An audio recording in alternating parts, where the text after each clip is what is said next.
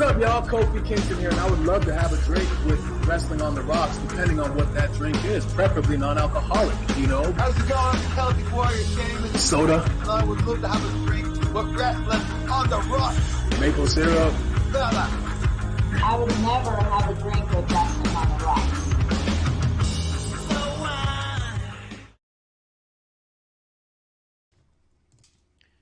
Welcome to the dive bar of the IWC. Welcome to episode 1 of Wrestling on the Rocks. This is a show where every show is our first show because we can't get one show done right around here. I'm at Ref Marsh. We're at WTR the show. With me today for our Wednesday night rocks, we got Sports Beard. What's going on, man? Oh, shit. That's on me. Aww. Everyone have a drink. Technical difficulties. Oh, my God. There we go. All right, say it again. Wi-Fi off? Wi-Fi's off. Cool. Beard's unmuted. Things are good. Okay. How's it going, Beard? Good. We just got back from a vacation, huh? Yep. You're back in the old homestead? Mm-hmm. Yep. Back in Alaska. The fucking snow is gone. The ice is melting. I'm super excited. I think it's pretty cool that on your trip, you were not... And someone like you, who is such a big McAfee fan and a big Brock Lesnar fan, to see you go on a little trip, run into Brock Lesnar, and be tweeted out by Pat McAfee, I was like, that's not a bad week to be the Beard. I always get to... Pat is so good to me. I just should ask him for a job now. And he might just give me one. He's always... I mean, he's answered me on, like, Twitter, like, 3 times. Mm-hmm. I've talked to him on Spaces. He's the fucking best. I just love the guy. I should have wore that. Oh, by the way, do you want to see 2 of the shirts I bought you? If you want, you can do it. I kept them in the packaging since we were talking about Pat McAfee. You did get the tank top. Oh, shit. Yes, I have a tank top for you. Nice. And then I also have the Making the Opportunities Mean Something shirt for you. That's awesome. Which I think you will love. That's a great positive attitude. You seem to keep that. That's going to be good, too, because you gifted me the other McAfee shirts, and producer lady already stole 2 of them. She just claimed them as her own. She loves them. So we need more. That's awesome. So it's good. It's good stuff. My wife steals my stuff, too. No big deal. Yeah. I will also say, we got a bunch of people in. We got Grim Reaper, Justin, Time, everybody. Cheers. I will just say this.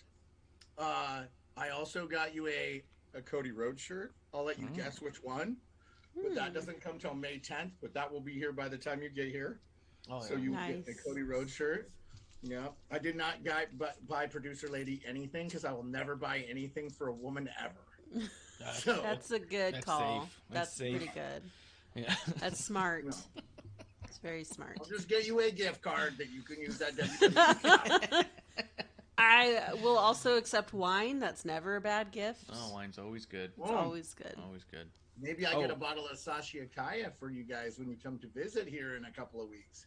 Oh, you did mention that when we were talking the other week. It's like their favorite wine of all time. So oh, okay. Maybe it might be worth a little evening and a smoke. I'm down. Hello, I am Producer Lady off to the side since I don't get an intro. It's cool. I didn't get to it. You cut me off. I was about to say who they were hearing. Right. Then you did that. Yeah. So that's why that happened. So we're off to a great start, everyone. Whose fault is it that you don't get an intro? Because you kind of cut him off there. Yeah, see, that's how I feel about it. That's exactly how I feel about Not having 2-on-1 right now. All right. Let's do real quick, real simple little what's in your glass. I'll kick it off just because it's real easy. I've just got some iced tea today. Still rounding out the end of the month, alcohol free. We'll go to the lady, and then Sports Beard will kick us off after that. So go ahead. I will be pouring myself some Malbec. It's called La Finca. Is the wine? Yeah. Okay. Finca. It sounds good. It's from Argentina. It's pretty good. Argentina. Mm-hmm. Yes. All right. It's a red, right? A Malbec's a red. It's a red. Malbec's a red. Yeah. You're gonna have to tell me what you Finca is. Okay, stop. I knew I was setting you up for a horrible joke. Yeah. Oh my God. Get it? Yeah. Well, we get it. All right. Beard, what are you drinking? Yeah, so we are on a drinking hiatus, at least until you come and visit. Because Sunday when I came back, I polished off a bottle of Terramana. Oh, nice. Like by myself, and that was not good. Just like one night. Yeah. Yeah. He woke up and said, he's like, he wakes up and probably did what I did, where it's like, all right, well, it's time to cleanse the body of all of that. You know what I was doing too? I was drinking 2 huge glasses of water between each one. Oh, that's smart. Because I didn't have any food or anything. Yeah, I guess I don't remember much after 8:30.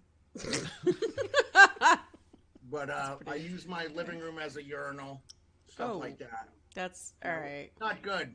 Yeah. No, it's definitely time for a hard reset. Disappointed in myself. Disappointed in myself. How did I get here? Yeah, no, I told Stephanie goes, hey, how you feeling today? And I said, oh, I feel fine because I drink a lot of water. She goes, yeah, what do you remember happened last night? I said, well, I don't know, about 8:30, I sat down and played some hockey and went to sleep.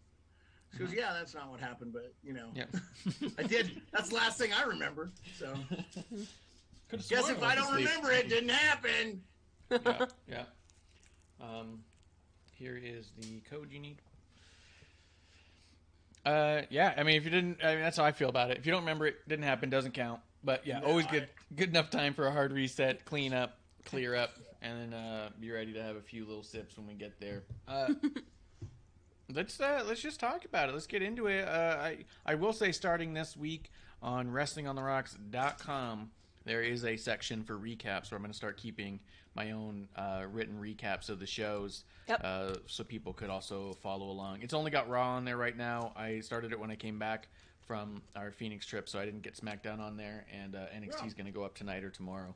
But that way people can kind of follow along with what we're following along with, and or if they just don't want to watch and just want to skim the recap, I put pictures up in there and everything, make it easy. So just to be clear, the recap is just that. It's not a lot of fluff. We're not giving our opinions. It's literally like just what happened for the most part. There might be a line or two of opinion on certain things if I'm particularly so don't think, oh my god, they're turning into some dirt sheets. We are totally not doing that.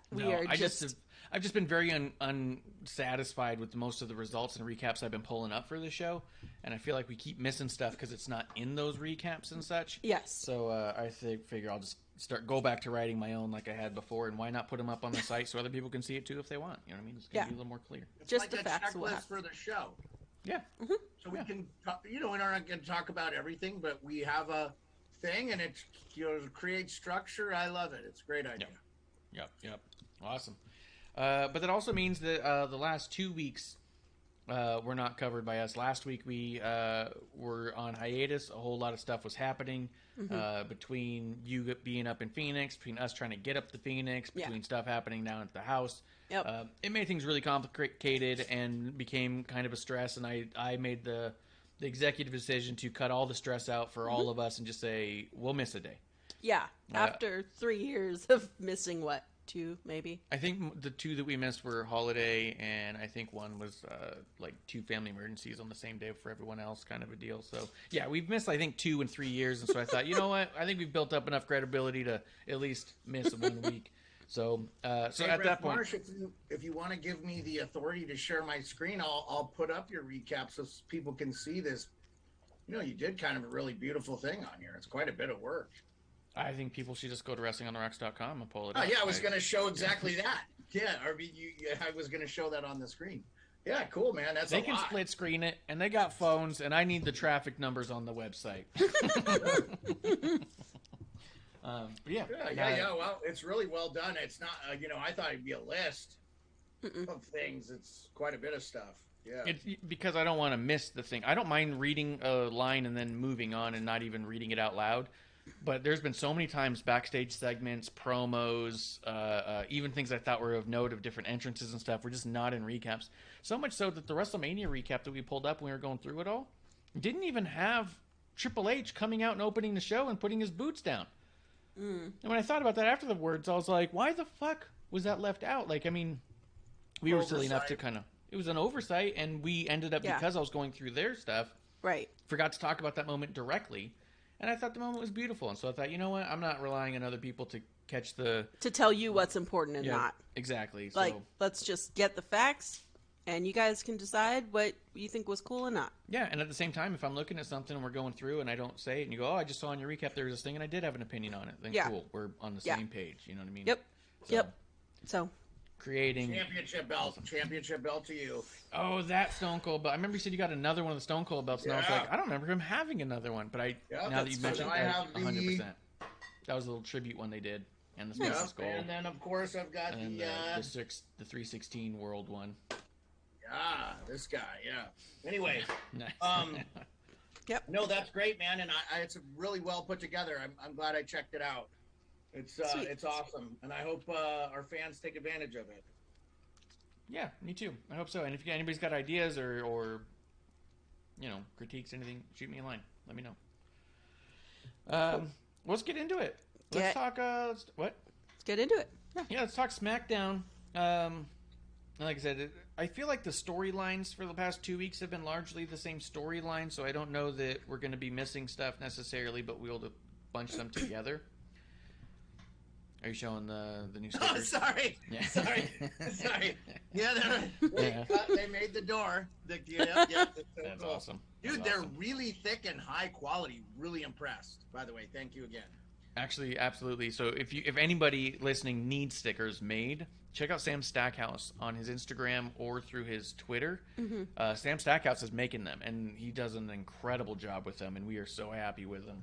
We just haven't figured out quite how we're going to package them and sell them, especially because we got kind of a small selection to see what they would be like. And I feel like there's enough of us and a low enough number of the stickers that most of them are going to us at first, and then we'll make another batch, I think. But they're incredible. So check out Sam Stackhouse if you guys need stickers made. Awesome deal, and some of the, I think honestly, the most high-quality stickers I've gotten for the show yet. Yeah, it's pretty dope. Yep. Well, let's start with a little SmackDown stuff. Something you and I were talking about, and I actually teased about it on last week's Thursday episode 1, was that we were going to be coming back and talking about what we had missed. And one of the big highlights that you had told me that I wanted to definitely dig into was you really enjoyed 2 weeks ago Charlotte Flair's promo. And then this week they had a contract signing where Ronda Rousey put Drew Gulak in an armbar after the week previous Charlotte Flair putting Drew Gulak in, I believe it was the figure 4. So, tell me what you think, Beard. The figure 8. It's the same thing. It's the same thing, but with like a hand press and yeah. I think she did the hand press. She did the whole thing. All right, the figure 8. Yeah. So, I enjoyed this week's SmackDown. I mean, I watched it Tuesday because I was at I saw Brock Lesnar Friday night. He was at the Capitals Coyotes game I was at. So, and he happened to be there. You saw the pictures I took. I tried to get some good ones. He was over our shoulder, right? So where we were sitting. So, I'm trying to just take everything with a fresh perspective. And I've heard Rousey isn't great at promos. We're talking about this last SmackDown. I thought she did fairly good. It seems like she's loosening up a little bit there, having a little bit more fun. I think they're doing a good job of selling this. And is Ronda gonna beat? Is she going to beat her? I feel like she has to. I feel like she has to. But to be honest. Yeah, I feel like at this point, Ronda's lost enough credibility on this run that unless you're going to bury her into the ground and say, that's it, we are done with Ronda Rousey and we're never going to use her again, I don't see why you would give her another loss. You're saying she has to win. Yes. She has to win or she's going to be the least important person and least credible in the title scene. I'm going to be honest. Yeah. I've lost like a lot of interest in both. As much as I want to root for Ronda, I'm like really not interested in this story. Yeah, I wonder too. I feel like Ronda comes off really conversational and people don't like that because I feel like a lot of people have been talking crap on Ronda's promos, and I think she's doing fine. Yeah, I think she comes off as even keel, and I think that's actually a good thing and relatively intimidating. It's better. I think it is better. Because I get really annoyed when every single wrestling promo is people yelling at the top of their lungs at a microphone. and you go, you're not even mad. You're just yelling. Like, you know what I mean? Like, Well, they're trying to be Macho Man. exactly. And I think it comes off as play wrestling and indie wrestling promos where, oh, you yell in the mic because I'm mad at everything. I'm mad at the world. And you're like, Right. or you're not, and you're just a combat fighter who's here to try to win another combat. You know what I mean? Let me say Like, this. Sorry, didn't mean to. Let Go me ahead, just say go this ahead. about Ronda. Ronda kind of ran the heel promo on the UFC already, and Yeah. I think it did not serve her well. And I think that's why she had her detractors when she first came to the WWE. Again, I wasn't there for it, but I've now seen some of that. I think, for whatever reason, this is just my opinion, and you guys can chime in. I'd love to hear what you say. But what it comes down to for me is when she's more authentic, realistic, it sounds better. to me too. Mm-hmm. That's Yeah, what I mean. she's- She doesn't come off as a person to yell every time she's in front of a microphone. She comes off as the kind of person who's going to be calculating and deliberate in what she's going to say. She doesn't need to, because in real life she could kick like everybody's ass. Exactly. That's why I'm loving her presentation right now, because I go, this feels like a more genuine Ronda. Yeah, I like the presentation. I don't care for the story. 100%. I need someone that's going to elevate her, and I'm sorry, but I don't think that's Charlotte, because even on the mic, I'm just very uninterested in Charlotte. Her promos are a bit wordy for me, and it feels unauthentic. Yes. She comes off like she's playing around. Yeah, and it just doesn't do anything for me. So I'm ready for Ronda to have a different opponent. Go ahead, Beard. Normally I would agree, but I for whatever reason, the last SmackDown, this one was not as glaringly obvious, but she actually looked like she was having fun. Mm-hmm. And I feel like that's been missing from what I've seen. And remind me who the guest was before vacation. The guy from Chicago. Hard Pass. Yeah, Hard Pass. Really big fan. And when I hear another fan that's really devout to somebody, I really want to take in why that might be. And I'm not, like Bishop really opened my eyes to Becky Lynch and her brilliance. And it's not hard once you realize it, right? Once you see it. And to have him advocate, because nobody on our show, producer lady included, likes Charlotte at all. Like, we never say anything complimentary towards her. I know. Actually, we have.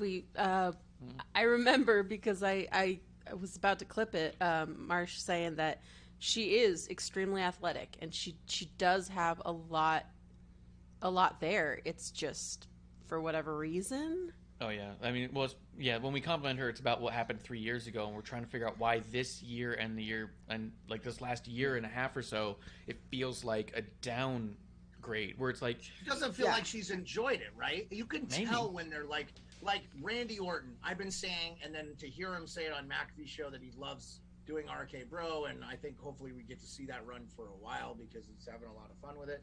It just feels like for a while Charlotte wasn't enjoying it, and maybe now, for whatever reason, she is. Maybe she gets along with Ronda. I think maybe just personal issues with her and Becky Lynch maybe made that thing maybe worse than it was. And I think if you don't enjoy coming to work, you don't enjoy what you're doing, it's going to reflect somehow. And we've all felt it hasn't been there for her. I'm giving her the benefit of the doubt on these last two, and it seems like she's enjoyed it better. It's been a little bit better. I did not dislike the promo. I don't think the promo this week was as good as last week's, the week prior, excuse me. But, it is what it is. That's true, too. There's a lot to be said for that. It could very well be that out of frustration. I mean, in the last year and a half, really, if you just scope out and think about what might make somebody unhappy at work, all the stuff that was going on with her fiance, Andrade, was a huge thing backstage. She ended up getting pulled from WrestleMania because one of the medical tests they said that there was something that indicated she may be pregnant, so they just pulled her from WrestleMania. She went and did all these tests to prove that she wasn't pregnant, to get all these second opinions, and by the time all those things came through, they said, well, it's too late now, we're not putting you on, so they brought her back on Monday. That'd be incredibly frustrating for a woman who has been calling herself Miss WrestleMania, so much so that a year or two ago they put out a t-shirt with her that said Miss WrestleMania, so to get pulled from it because of a false positive's got to be frustrating to say the least. Yeah. So that, I mean, like you said, there appears to be real bad blood between her and Becky. So being put into a program with her right away could be very frustrating too. Because I thought we were past this by now, you know. Yeah. Or maybe now she's finally getting the thing that she was always told she would, which was a one-on-one program with Ronda. When Ronda came in, she was meant to be in a program with Charlotte, but it was at the time that Becky Lynch was on the skyrocket rise of the man. And there was absolutely no denying that what the crowd wanted was Becky and Ronda. So much so that anytime Charlotte was out there, the crowd was chanting, "We want Becky." The crowd was adamantly saying, "This is not what we want to see. We want to see Becky." So maybe because she's finally, maybe her husband's happy in AEW. Maybe he stopped talking all the being. Are they married or? I know they're at least engaged. I thought they got married. Maybe they haven't. I don't know. I think they're engaged. But her other half, Andrade, they're definitely still together. I know that. Yeah. Her other half is over there. Maybe he's much happier. Maybe he's not being as negative around in general. Maybe she's finally getting that one-on-one program with Ronda she's always wanted, and maybe she's starting to relax and enjoy it more. Maybe you're right. Maybe that's why it's starting to pick up a little bit in the believability. I'm glad someone is enjoying it. That's all. That's true. Like, if it's just us that doesn't care, cool. Like, and it could also be that we've checked out.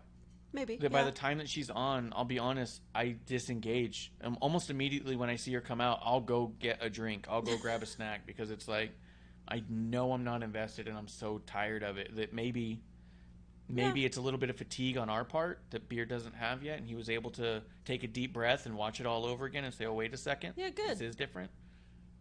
I just wanted to come at it from a new perspective, hearing a devout wrestling fan talk about how much he loved her and respected her, and so I just wanted to be like, okay, well, let me reevaluate my thought processes on this individual. Yeah. Cool. I haven't been dissatisfied with it. We'll see how it goes. That's awesome. What do you think about the addition of Drew Gulak in their story? Yeah, that's cool. He was a big time. Was he an indie wrestler? Was he an actual WWE wrestler? Or I know he had to quit for medical reasons, but he's great. I like him. He already seems like that. They're having a lot of fun with. I don't know he was a wrestler, correct? At one point, 100%. I don't know that he did have to quit because of medical. I think they just kind of stopped booking him. He was a main person. Preferred that on the show that he had to retire for medical. So I thought... Really? I thought that was just story because he's still taking bumps. Yeah, I was confused.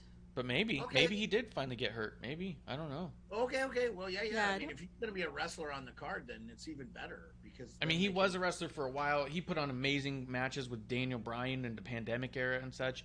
But he did seem to be real stop and go. They'd highlight him for a bit. He'd be gone. He was on 205 for a while. And then you wouldn't see him for a while. And so he was real stop and go for sure. But he's incredible technical wrestler. Awesome personality. He could talk his ass off. So I think incorporating him in anything is cool. Yeah. It looks like he knows what he's doing. Yes. And Oh, one of his gimmicks for a while was PowerPoints. PowerPoint, yeah. He would That's come the out one and I he would like. PowerPoint. He did one on Monday night, didn't he? Or he said he had one. I don't know if they actually showed it on the screen. I don't remember seeing them. Yeah, but they had literal said he had ones. A PowerPoint. Yeah. I made a PowerPoint for this. Yeah. He had the most obnoxious PowerPoints. I remember him having one about, I believe, Brock Lesnar, I think it was, or was it Braun Strowman and Drew? He was trying to tell someone how to beat someone else, and he had this real cartoonish PowerPoint on the screen. It was so funny, dude. That's awesome. Yeah, so I hope they do more with him. I don't know if I need him getting his ass kicked every time he's out there, though. He can save a few bumps. No, but you gotta have somebody that does it well. Yeah. He seems like he does it well. Yeah. And I think they can end it with Ronda doing what she did to him. Yeah. I like it doesn't have to be they can just move him on to something else. Yeah. Just like the You Killed Kenny. In every SmackDown now, someone breaks Drew Gulak. Yeah. I like Kayla Braxton on Twitter was giving him a bunch of grief, and then so did Sam. Oh yeah. Sam Roberts. It was really funny. Well, cool. Let's see. I wanted to know a couple weeks down the road where we're at with Xavier Woods and Butch. You've been not keen on Butch. Has any of that changed for you? He's a fucking angry. I get it. It's like, what? Okay. And then he left. Now he's missing. Pat's been pushing that on his show. Butch is missing. He could stay gone. He's a fucking. Hey, what the hell? It's one of her faves. Yeah, Producerlady have always been a big Butch fan. That doesn't sound right. Big fan of the Butch. Yeah, formerly known as Pete Dunne. I really hated seeing him just kind of job out to everyone on NXT. So for me, I'm super excited to see him like in a role that's not like, oh man, this guy's just gonna get his ass kicked, even though I know he's so good. Yeah. So I like seeing a bit more character. I like seeing him, be this crazy wild animal that is clearly like the smallest of the three, but is like the most aggressive. Like I'm cool with that as a. We'll see where it goes. Here's what I like about it. In a similar vein for when everyone was talking shit about Lacey Evans' character a couple years ago, and I said, just accept this is her learning the ropes and them investing in her, and know that that's not going to be Lacey Evans in 5 years. Mm-hmm. In the same vein as that with Butch, this is what they're doing to get Butch on the main scene. Yes. This is what they're doing to get him used to those things. Put him in a team that's something semi-believable. His over-the-top, angry, wild, rabid kind of thing is a bit funny to me, but he is so in on it and so invested on it that it's like impressive to me, knowing because his previous versions were like very technical wrestlers. Mm-hmm. We only got a glimpse of it during this past Xavier Woods match where he was starting to bend the fingers back. Yeah, one of his gimmicks he's had since like before he even signed with WWE. What was one of his gimmicks? Wait, do you hear him? I saw him talk. Say something again, Beard. Can you hear me okay? Yes. Can you hear him? No, I've lost audio. All right, give him 1 sec. I've lost one audio. sec. Here we go. Technical difficulties. Take a drink. Take a drink. Here we go. Here we go. Let's try now. Everybody say something. Hello. Can you hear me? All right, I'm back. Everybody take a drink. Technical difficulties. What was it that you were saying? What'd you say, Beard? No, he was like poking him in the nose. He did all kinds of crazy shit to him. Yeah, you know. Yeah. No, I mean, I go, well, that's different. I mean, he was bending. I saw him doing his fingers back and stuff. I go, oh, that's different. I mean, I don't want to shit on what he's doing in the ring because he's definitely doing something different than anybody else. But it just feels like, and I don't want to use the example of Veer and who's the Imperium guy. I'm sorry, I can't think of his name. Gunther or Ludwig. Yeah, they're putting him in against these local dudes, and they're just thrashing on him. And I'm like, okay, is this helping them look stronger? Because it really isn't helping me think they're stronger. Well, I think for those guys, I'm assuming they're catering to the casual fan that maybe has never seen NXT UK or maybe hasn't caught up with NXT recently. So if you're not familiar with these guys, like, let's give them at least a little showcase of just how ruthless they can be before we get the stories going. Yeah, it's kind of a holding pattern, getting to know each other while they get a story set up. This is a commonplace thing they use all the time. Yeah. Is what you're saying. Okay. Yeah. Well, and it's just an introduction. Here's the person you're going to see them be a badass, and we're going to get you to a story at some point. It's kind of like a holding pattern. So I get that. Why are they using Xavier Woods for Butch and not some slapdick from the street? Well, here's the deal. Xavier Woods keeps winning. What I think is interesting about the Butch thing is that Butch has also found himself the standout in a program with the New Day and with Sheamus. I mean, Rich Holland is a big beast, but he doesn't have the pedigree or lineage of Sheamus or the New Day. I think because they don't want because they're already rolling with Butch. Yes. Right? He's already around high profile guys.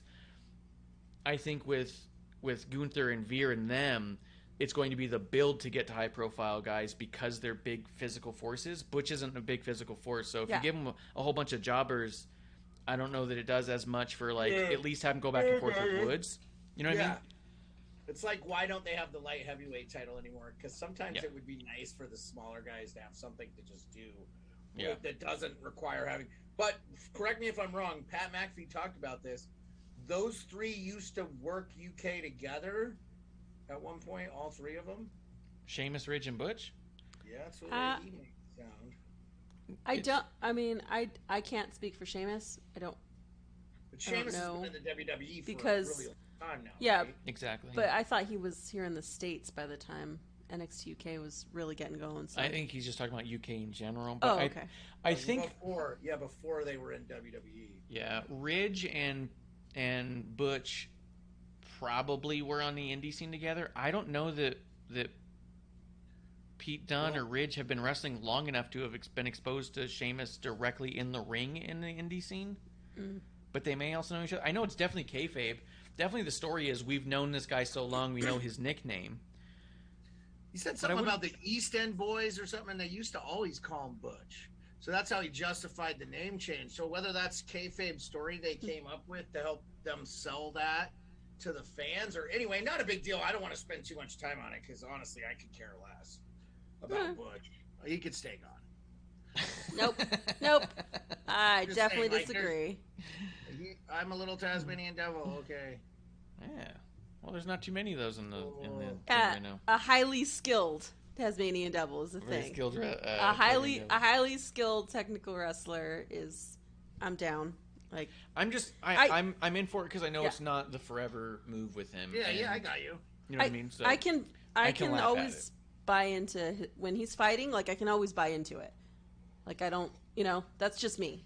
Yeah, I can buy into his in-ring bell-to-bell, but I agree with Beard where there's a little level of beyond that they're at where he's kind of a mute who's growling and stuff. So I think both are correct here. I think the idea of like he's a rabid wildebeest, but he's also a technical wrestler. Like it's a little two-sided. Let me say this: having fun. I like him more than Veer Mahan. Yeah. Oh yeah. Yep. That's fucking dumb. I don't want to waste any time talking about that. I wish it was something other than it was as well. It just doesn't make any sense, dude.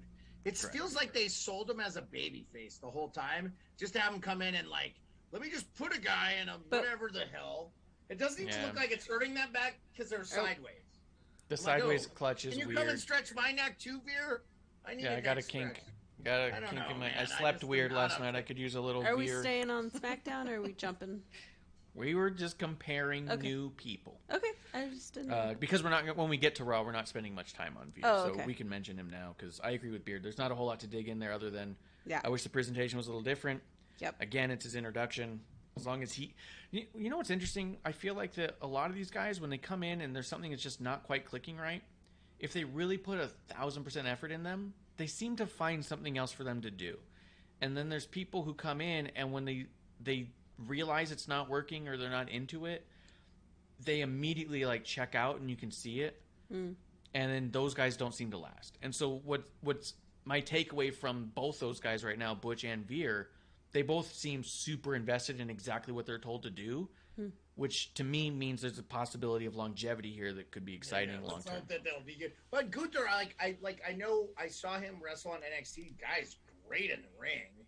Yeah, it sort of sucks that they don't have the whole Imperium 3 dudes there because boy, there's all these 3-man teams and shit. Like I'd like to see them take out the Usos. That'd be hilarious. Especially you don't watch NXT, but last night on NXT, Tony D'Angelo got 2 goons, so now there's another 3-man team circulating around in WWE. So it's like it'd be perfect. Legado del Fantasma is another 3-man team in NXT. Like we're prepping all these 3-man teams, and then 2 came up, and I'm like, damn it. And D'Angelo uses the Italian shtick. Please let those 3 come to SmackDown with Pat doing the Swantonio Bambino. Well, let's talk Gunther because that was kind of up on my next thing too. Gunther defeated Teddy Goods. The dude that looked like Clump. That was someone else's. Oh, okay. Yeah. Are you 2 back? You know, I'll just say this: he looks impressive in those matches. He looked impressive against I wouldn't mind. I think there's enough with that guy now that they could just actually put him against.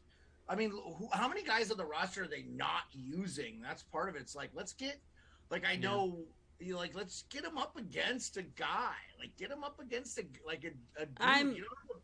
I'm holding out that they're really thinking on storyline and not just throw anyone out there.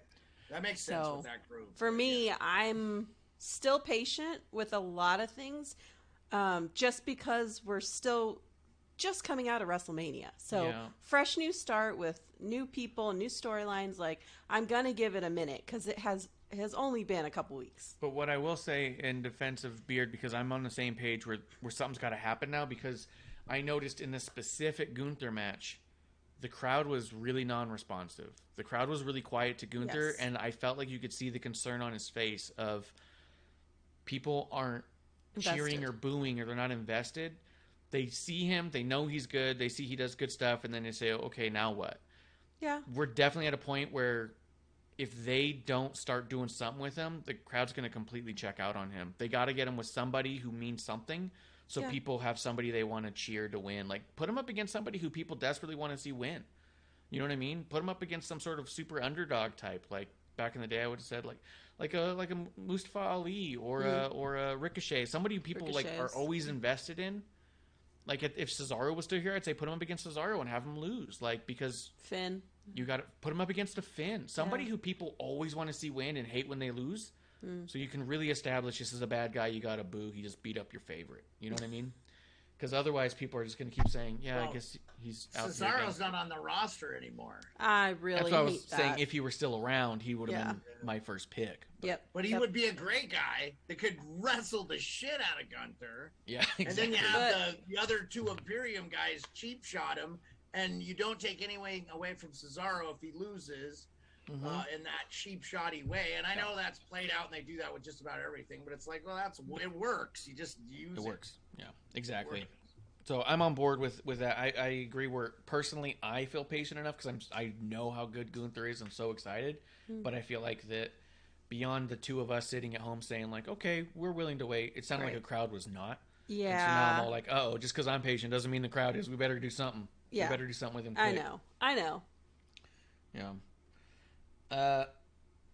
Although Ricochet did accept that challenge by Shanky, and last week we saw Ricochet beat Jinder Mahal and retain the Intercontinental title. I love Ricochet as the Intercontinental Champion. I hope that this lasts, but I have a feeling that someone's going to come out and take the rug out from underneath him pretty soon. What do you think, Beard? Yeah. No, I don't know. I mean, I think they're going to run with that a while. He is one of those guys where it feels like the in-ring stuff has always been there, and the promo stuff, they're just waiting for that to catch up. And in the meantime, they can give him something like the Intercontinental Championship, and he's not going to make it look bad. So he could be a long-running Intercontinental Champion. Let him get his footing on the promos and stuff. And the way they did it this last time, I thought it was the best thing I've seen from him as far as on the microphone since I've been watching. But he's awesome in the ring, dude. Like, that guy's not boring at all. So, like, I want to see more of him. I think that they probably are just spoon-feeding him to us because he is obviously not great on the promos yet, and they're working on that. So it's, they'll get there. He'll get there. He feels like it's one of those things where you talk about, you feel like the effort wasn't there. It's there. He'll get there. Yeah. That's a good point, too.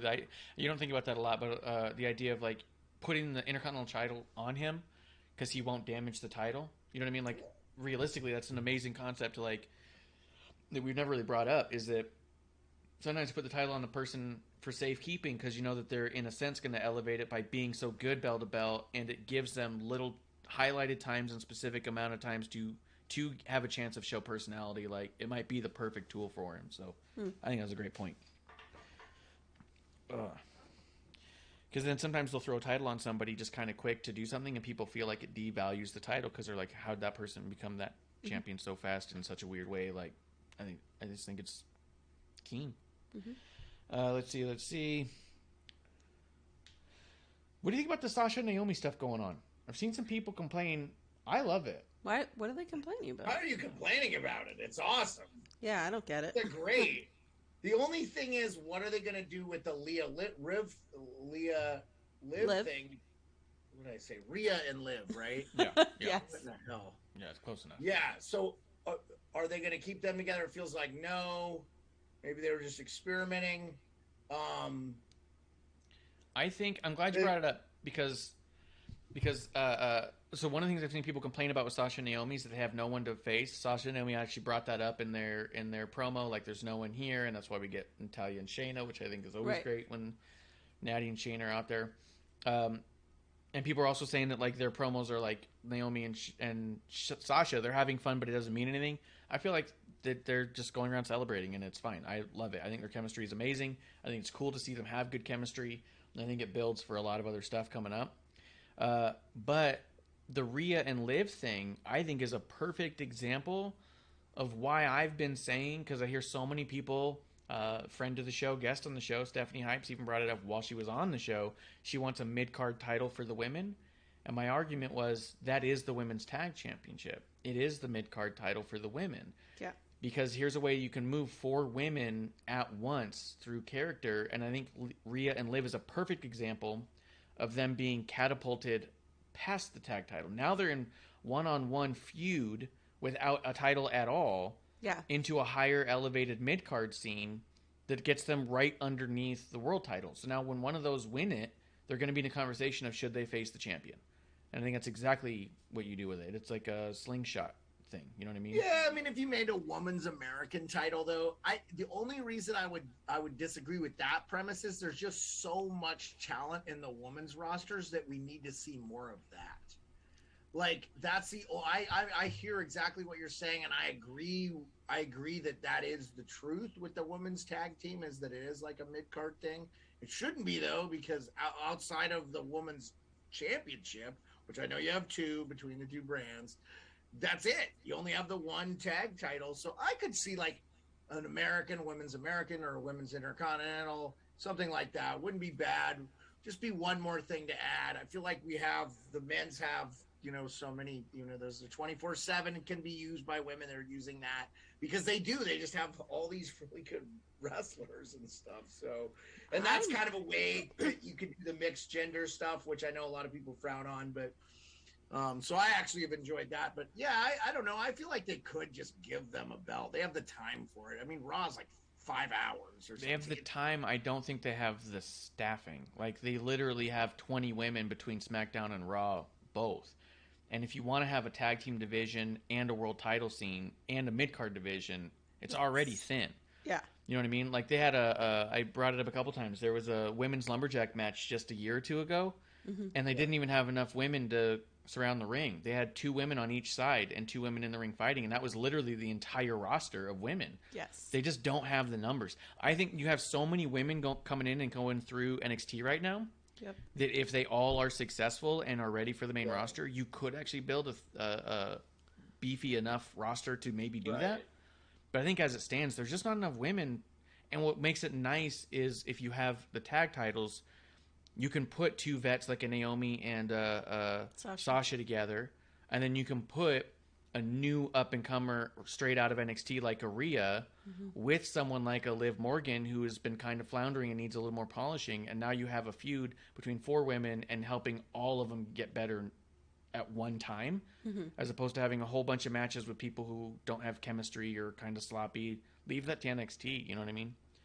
Like, I think it strengthens them in a whole other way. It's just trying to move the pieces around because they don't have as many.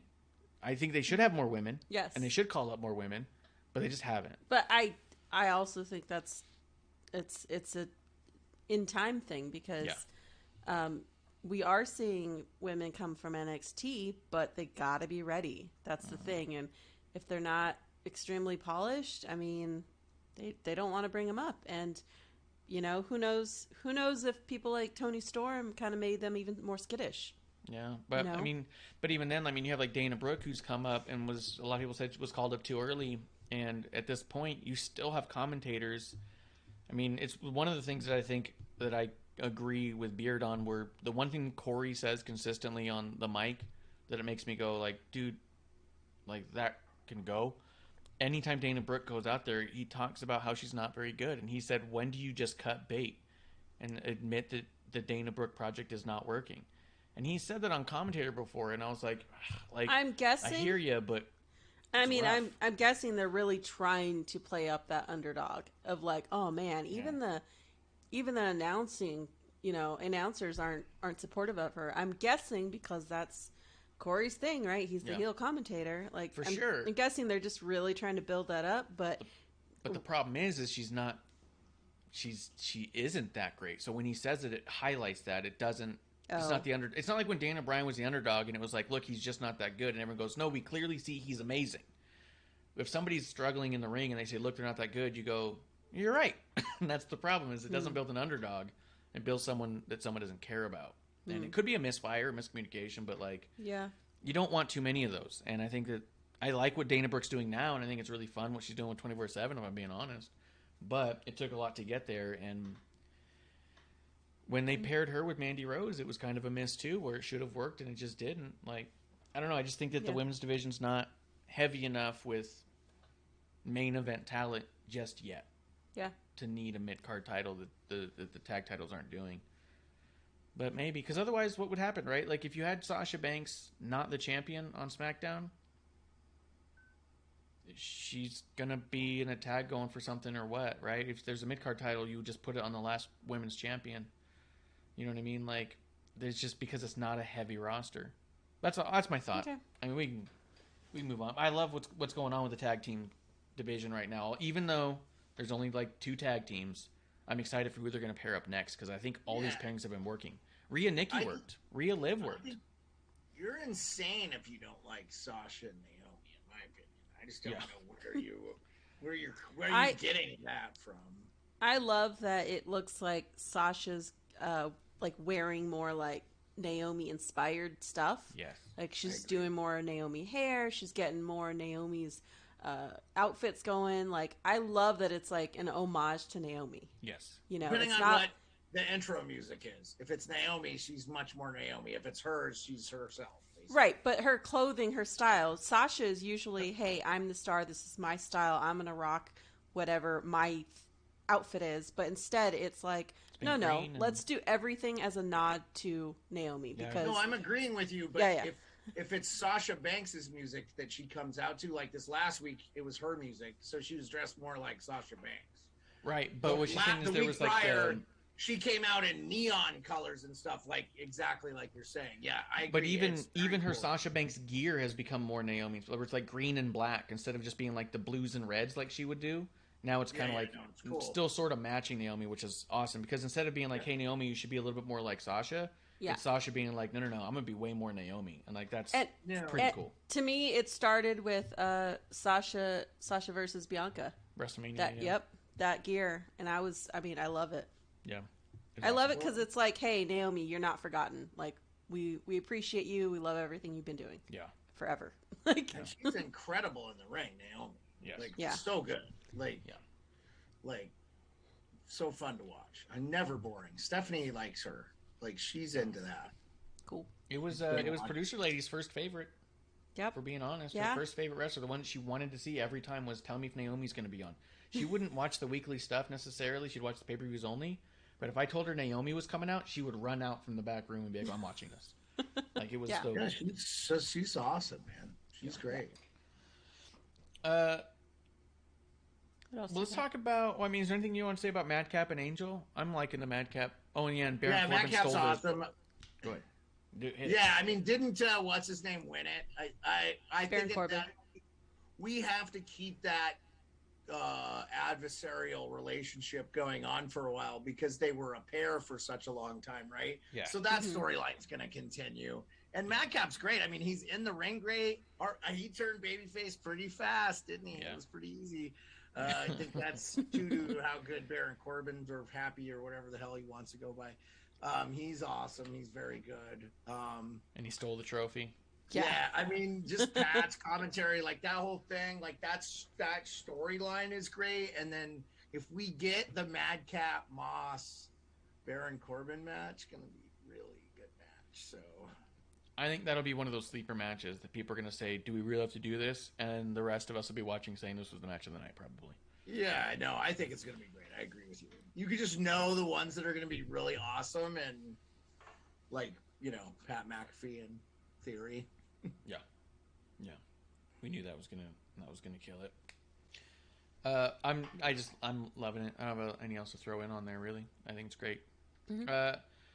So before we talk about the dual main event type things that were going on and the big story that was throughout, I do want to throw out Lacey Evans had another video package. This is the third time we've had like these 4-minute story times. Mm-hmm. Every time I'm over it.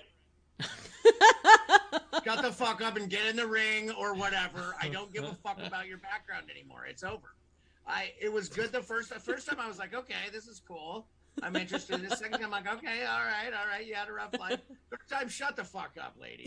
Like, get in the fucking ring or just do something. Like, this is dumb. It doesn't make any sense to me, man. Oh, and right before I know you they're doing dig a in, rebrand. Is this going to be Veer? Is this going to be, they're going to do the same thing with her like they did with Veer? Oh, you should like this person. And then when they bring her out, she's a total bitch and fucking, like, is just choking people out for no reason. I don't. Yeah, it's hard to know. What I are will they say gonna this. do? In the first two packages, I thought, okay, they're really building up a lot of sympathy for her. Sure.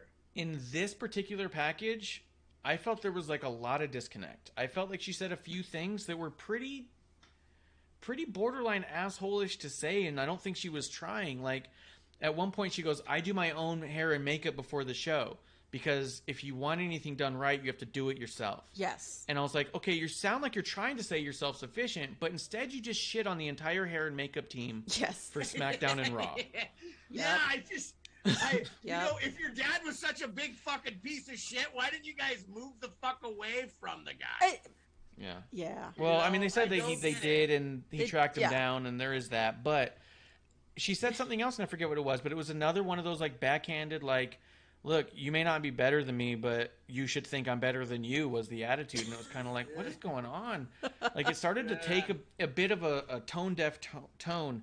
Mm-hmm. But Producer Lady had a thought on that. That's why she's here today, guys. She was so passionate about the Lacey Evans promo. Really that passionate. She goes, I need to be on the show this week. As a female veteran, former aircraft mechanic, I have always wanted to really like Lacey. And I didn't care for the last iteration, right? So I was really hoping that this is where we were going to see like this G.I. Jane badass, because I know she's a badass in real life.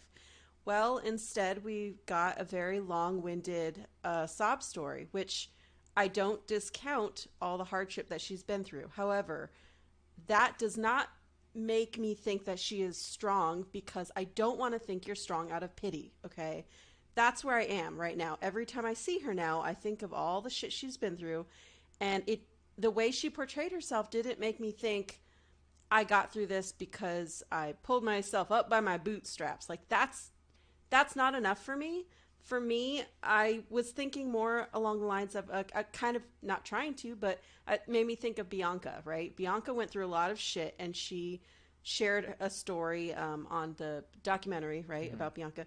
Chronicle or something. Chronicle, where she actually went through a lot of mental stuff, and she went to a institution, right? She went to a hospital.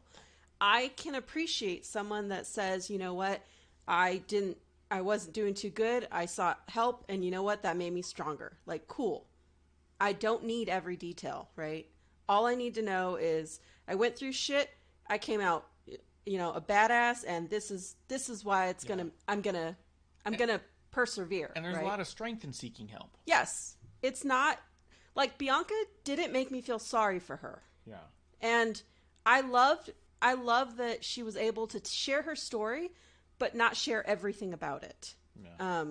And I think unfortunately with Lacey, they let her say whatever she wanted, right? And I think she overshared and got a bit too emotional, if I may say that. And I don't think this was the right place, the right wording, the right time. I think if she had held back a bit, it would have been more than enough, right? But I think coming from a place of pity does not mean strength.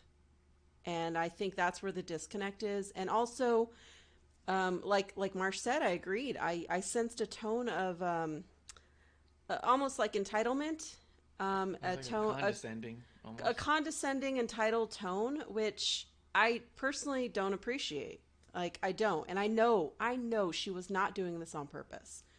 But character-wise, it doesn't make me interested. I want you to be a badass Marine like you are.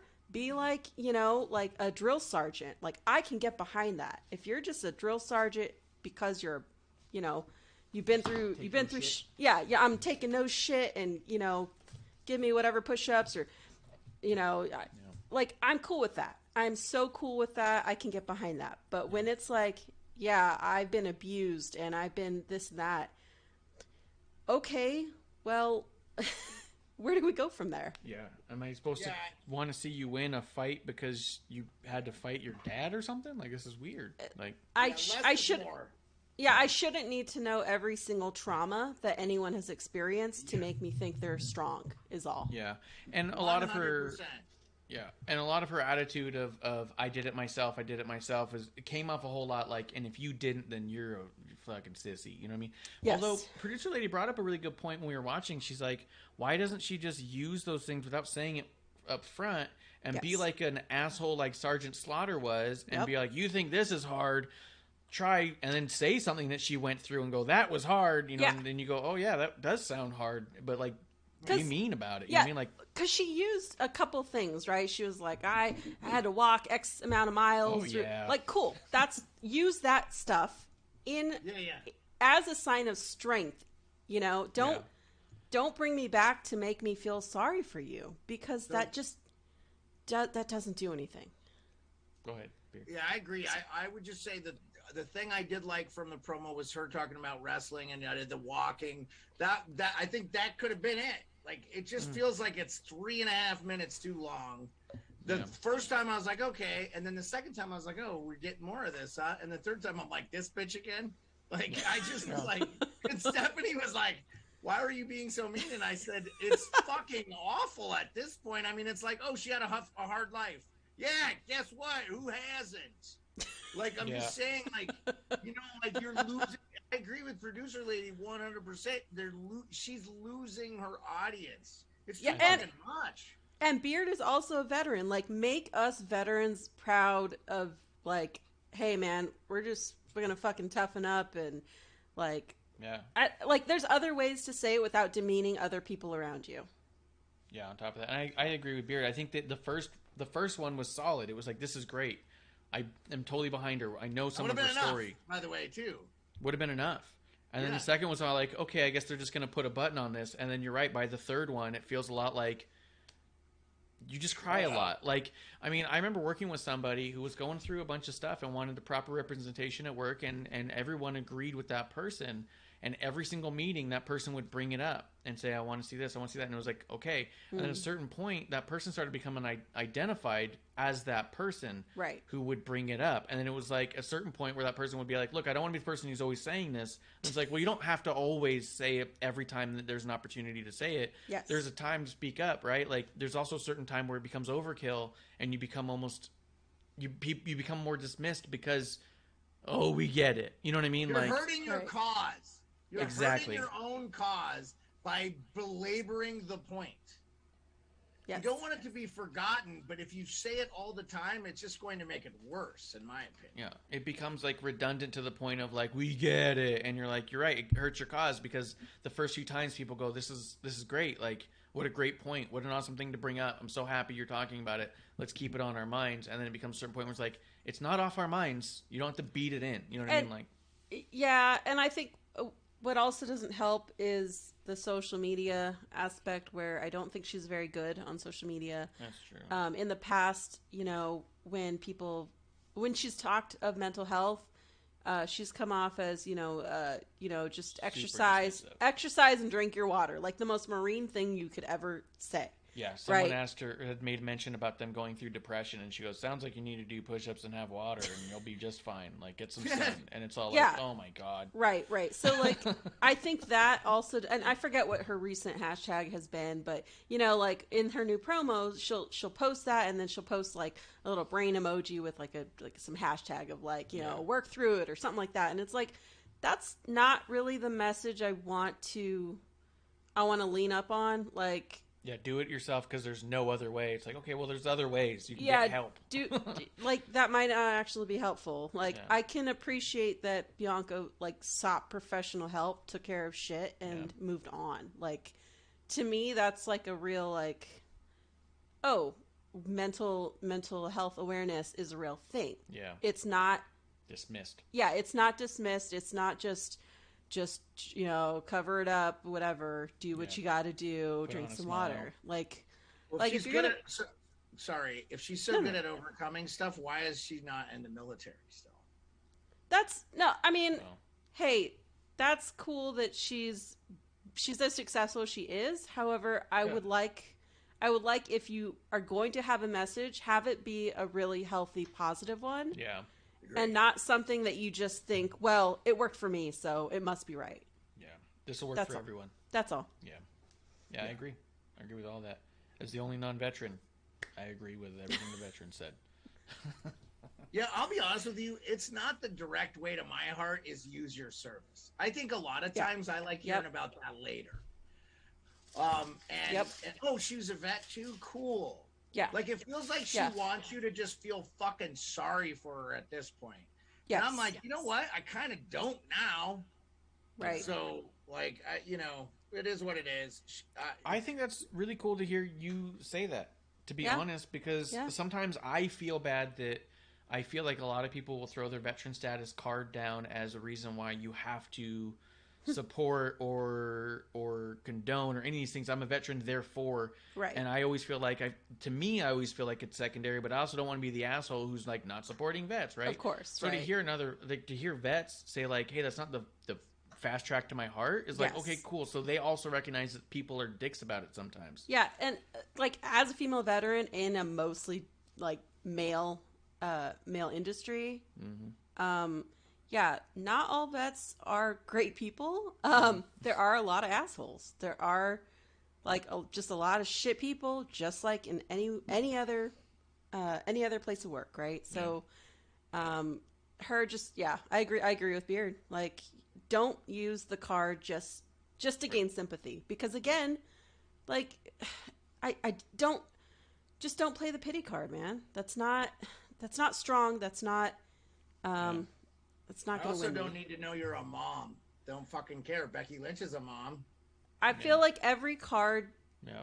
She's pulling every card possible to try to connect with people, and that's not how you do it, right? It's not claiming I'm a mom, I'm a sister, I'm a soldier, like. Show me a little more of your values, maybe, of what matters, of what's important, of what got you through that. That's true too. I'm a mom, so therefore, if you're a mom, you have to support me, kind of concept. Sort of like when you go to the grocery store and like, do you want to give $1 to save the children? I go, nah, fuck the kids. Like, why would you word it that way? Like, I either hate kids or I give you $1. Like, it's not so absolute. Like, well, is it St. Jude's Children's Hospital? Oh, okay. I know what it's going to. Right. But exactly. for the kids, boy, that sounds really, you know. I mean, when I think of Sergeant Slaughter, does it matter if he was actually a real Marine or not? You know? Yeah. It really didn't. Gonna say it didn't, and he had a really positive impact on people outside of wrestling. So and military. Because he inspired people to join the military, whether he was ever in it or not. He wasn't the first. There've been more recent military guy. Bobby Lashley was in the military. We don't hear about that at all, hardly. I mean, we do, but that's not the. But not the same way. Like that's not the wave that he has to ride but she's on. just saying because she's using Sergeant Slaughter as the example of like a hyper military gimmick being successful. Yeah. Versus veterans being a wrestler. Yes. This was a military gimmick, and it worked in its own way. Like, and here's a hyper military gimmick that's like real weird. I got one more question for Producer Lady, and it involves the makeup. Oh God. Her fucking lips.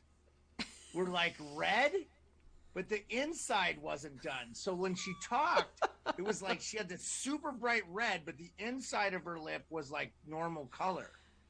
Did you notice that? On this last one? Go back and watch it again.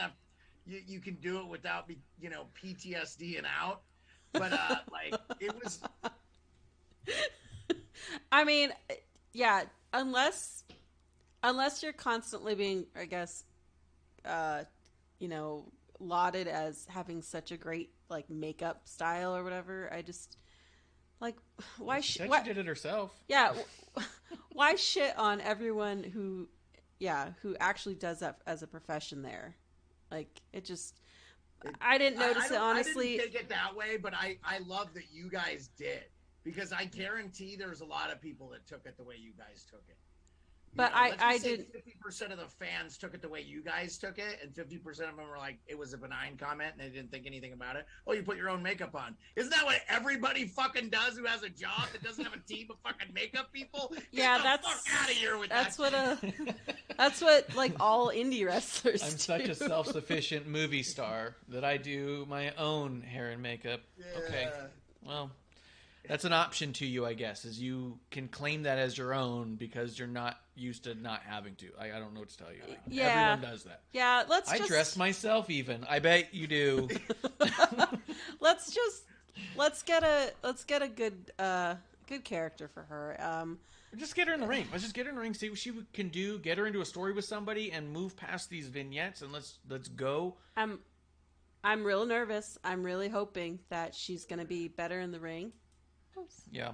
But I'm with you, producer lady. I think if she has a stinker match, it's going to be hard to come back from. I'm really nervous. I am. Because you know what? The whole time Becky was pregnant, she was working out.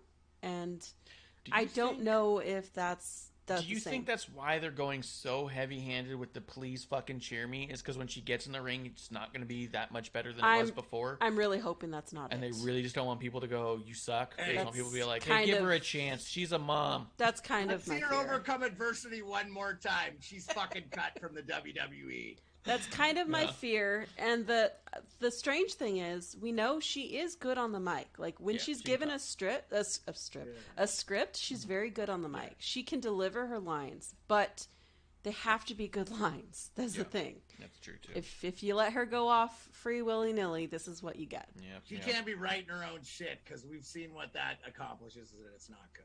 So. Yeah, I gotta rein it in. Need an editor. You got to do it yourself. You don't always have to, honey. Let's wrap up SmackDown on a couple notes. One, Riddle and Jey Uso. What'd you think of that match, Beard? Yeah, great. The right person won. Fuck the Usos. I'm so sick of them. They're the ones. Fucking awful. It's ones. We the ones. Why are they in charge? Because they're family wrestle? I just don't care. Like, I don't care anymore. I don't care about them. I'm sick of them. They have had their reign. You've been the longest consecutive days. Okay. Oh, yeah. It's just, I'm over it. And then, I'm over I it. love their line, you're the twos, because we the ones. Yeah. It makes me laugh because the two is a turd. And it makes me laugh because that's so funny to me. Marsh is dying. They're good. Like, they're not bad in the ring. They're not, they're good on the microphone. But it's like, we're going to take, we already said the unification of the championship belts was one of the worst things to happen. Now what's happening with that? Nothing. Roman's not even doing anything because they don't know what to do with them because they don't have anybody more because Brock Lesnar's going to hockey games with me. So, like, I mean, we didn't sit together or anything. That would have been cool as shit. Oh, I forgot to tell you, speaking of Brock Lesnar, I got the seasoning, so we'll do, like, a thing when you get here. Like, we'll cook a meat product. We're going to have some Brock meat. Yeah, we'll do love to have some brisket. Brock's I love doing meat. a brisket. It just takes, like, 14 hours. So, how would you say brisket, but Brock skit? Okay. Here's why I am so anti the Usos right now. I am so much of a big fan of RK Bro. Fuck off trying to wreck that because we're gonna lose it anyway because it's the only fun and enjoyable thing right now. They'll rip it the fuck away from us because they can't let us have nice things. And then we'll have to suffer for fucking 24 months or more of the Usos and the Bloodline because their fucking daddies wrestled. I just don't like. So did Randy Orton's, by the way. Keep him fucking run.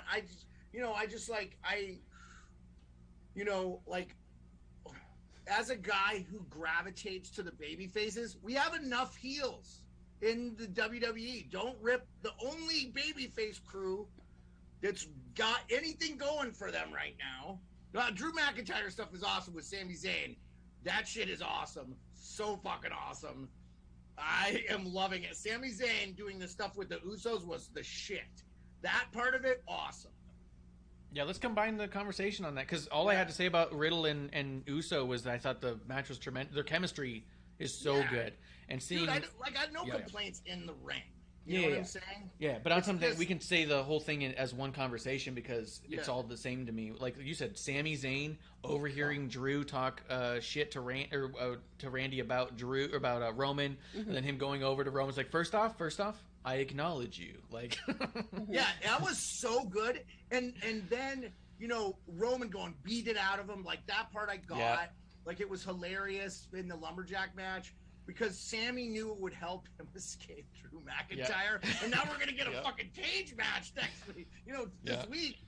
So which also is funny because one of the way you wins a cage match is by escaping it. So he can win by running away now, which makes it even funnier. He does. Yeah. I hope he does. It's awesome. Like Drew's doing really well with it too. It's a great program for Drew since they're not having him go up against Roman or anything like that, which I don't need. Like honestly, as a guy who likes Drew McIntyre, he doesn't need to be in for the title. If they could do fun stuff with him, like your thought process of them being with Drew working with Butch and Ridge Holland and Sheamus, I'd be for that too. You could make Drew a heel for a while. And maybe have them go up against the Usos and the heel on heel, and that would be fine with that too. Sami Zayn can I know why you've become such a big fan of him. He just could he could do anything, and he can make such a great storylines and stuff. And I told you a lot of times the storyline stuff is so much better than the in-ring stuff, and I enjoy that stuff because I think it's not secondary or tertiary to me. It's just as important as the in-ring stuff. You know what I'm saying? And especially when they get it done in-ring, then it makes the story stuff even better. Because like you can get all excited about seeing someone on TV, and then they get in the ring and the match is like boring, and you go, all right, well, how excited can I be about the story if I know it's going to end in a boring thing? Nothing Sammy does, like, doesn't matter who Sammy's in the program with, they're gonna do a bunch of awesome shit, and the ring's gonna be awesome. The Johnny Knoxville thing was so great. And so about that, two things about that. One, did you see the clip that was going around from the guy from Pat's show who did the Sami Zayn Wee Man bit, and it showed Michael Cole and Pat McAfee on the jumping up and down, freaking out. Fucking so good. And then Sammy even retweeted it and said that Michael Cole went up to him and said it might be the most fun he's ever had calling any single match in his entire career. So sweet. Which is awesome. Yeah. What I was going to say about... expecting Pontius. They didn't know any of that stuff. McAfee's talked about it. He goes, we didn't know. He goes, he thought Wee Man might be there, but like... Wait, what was Marsh? What? Yeah. No, go ahead. I loved even in that clip when Wee Man first rolls out, Michael Cole... on the call, where he's got to call what's happening, he just goes, look it. He's so excited. He forgets to say what he's doing and just tells Pat to look at what he sees. Like, so fucking, they were so in that moment. And what's really cool about how that even played out, Kevin Owens was on After the Bell this week. And in there, he tells the story, or at least part of the story, that how much he loved what Sammy did that night, and said, you don't understand. Sammy had to fight for that. He goes, they didn't want him to have that match. They didn't want it to be the match that it was. He had to fight for all of that. Like, Sami Zayn was constantly pitching and saying, please, let's do this. Please, believe me, believe in me. And he made that happen. That's cool. When you think about it... Outside of the Stone Cold match, let me ask you, outside of the Stone Cold match with Kevin Owens and the Pat McAfee match, won't you remember that over all the other things that happened at that WrestleMania? There's a really good chance that it's in the top two to three things that you think about when it comes to that WrestleMania. You go WrestleMania in Dallas, you're like, Stone Cold came back with Austin, or with Kevin Owens. McMahon was in there with McAfee. Rat traps. Rat traps and the big hand. Johnny Knoxville or Sammy getting body slammed. They even mentioned it in the podcast. You know, Corey Graves was like not on call, but he was in the pit right there on the floor, and said that during that match they took off their headset because they can listen to commentary. They took off their headset, him and Vic, and they just stood there watching it. And he said that the moment that Wee Man body slammed Sami Zayn, they said a second to Austin and the glass shattering was the loudest pop of the whole weekend. That had the crowd. Yeah, and then when you watched it back, and I watched it back and heard it, the roar when he picks up Sammy, and then the slam happens, just boom, like a boom of just roar from the crowd. And to think Sami Zayn had to fight for that, and it became what will be an iconic thing down the line is, I mean, there's no way they don't have recaps and commercials for WrestleMania and don't throw Wee Man body slamming Sami Zayn. You know what I mean? But without having a whole show about WrestleMania again. Yes. Like you said, Sami Zayn utilizing, I mean, sometimes people are like, so Roman's like as top as it gets. And depending on how Roman talks to other people, it makes him seem like they're either near his level or not. It doesn't matter who they put Sammy on screen with. He belongs around them. Where at first value, when you think about it, Sammy's been so goofy and crazy. You go, oh, against the ultra serious Roman in a promo segment, it's going to come off a little weird. Yeah. And it didn't at all. It was so natural and seemed That's like part of that show. Yeah. And I was like, they should be talking more often. Like, I want to see Sammy try to utilize the Tribal Chief for more things. I honestly think that's where Sammy's improv chops really shine. The fact that he, on his time off, just for fun, he does improv, right? Yeah, here and Canada. there.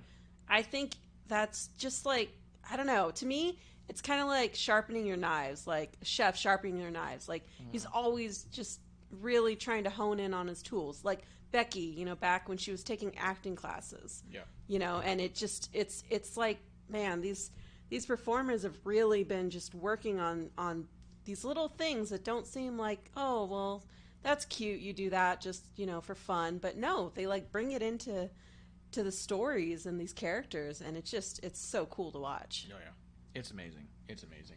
I pretty much from right now until the end of Sami Zayn's career feel like there's nothing he can't do as far as running a story. Yeah. And I didn't know that he did any of that improv stuff. Makes it. But he's great in the ring too. Like, I mean, like that guy's everything. You know, Stone Cold told Kevin Owens to get on the microphone and not worry about the in-ring shit. That'll come. That most important thing is to run a promo. I mean, Sami Zayn must have been standing behind a box or something when that happened, because he is equally as gifted. Actually, matter of fact, Sami Zayn was standing right next to Kevin Owens. He told the story about when he met him in the airport too. And what was actually funny is, I mean, you should listen to that after the bell with Kevin Owens. He talks so much about Stone Cold, but he talks about how the whole match came to be and stuff. And one of the things he mentions is that he was in an airport with Sammy because they were going somewhere, and he saw Stone Cold. Yeah. And he said, he swatted Sammy and said, "Get up, we have to go see Steve Austin." But he didn't hear what he said. And as they're walking over there, Sammy goes, "Who are we fighting? What happened?" And then Corey's all like, "What a good friend. He was just with you to go fight some random guy in an airport." Yeah. But he was like, well, so he was there and he listened to Stone Cold then because, I mean, you think about it, like, is The Rock the best in-ring technician? No, but he was one of the best on the microphone, you know? Yep. I mean, Triple H was great in ring, but he was equally as good on the microphone, you know? Yeah. Stone Cold was, like borderline in the ring, not even that great, didn't have that kind of much move sets. Maybe one of the best finishing moves of all time. I am coming off that though, like the RKO is so awesome. And the way they are using it now, but anyway, I gotta go with what I like. I love Stone Cold, and I know how much he means to me. But I probably got to see my last Stone Cold match. I gotta go with what I'm getting to see. The Sami Zayn stuff. Again, you're another guy. Like, if I don't listen to your opinion, I probably don't think that highly of Sami Zayn. But again, I don't know how that's possible because he's so brilliant, and the improv stuff makes sense. It's good stuff. So. Yeah, it's amazing. Yeah. And when I got the chance to meet Sami once, and we talked for a couple of minutes, and it was really cool. And Well, he's Canadian. He's got to be nice. oh yeah, super nice. Fucking law there. Yeah, We're super passive aggressive. They're super passive aggressive, but they have a giant inferiority complex about America. Yeah, that makes sense. You know, but I get it. Anything else on SmackDown you guys want to put over at all? Yeah, I'm good with talking about Raw now if you guys want. Yeah. Mm-hmm. But yeah, SmackDown was a lot of fun, which also made it kind of awkward. I was seeing some people online tweeting out that, you know, Raw is just on a whole other level than SmackDown, and it's not even close. I was seeing stuff where people were like, oh, Raw is really outshining SmackDown by a lot. That's weird, because... And I was all like, I have so much fun watching SmackDown every week. I like... Another way around for me. I've kind of been liking both.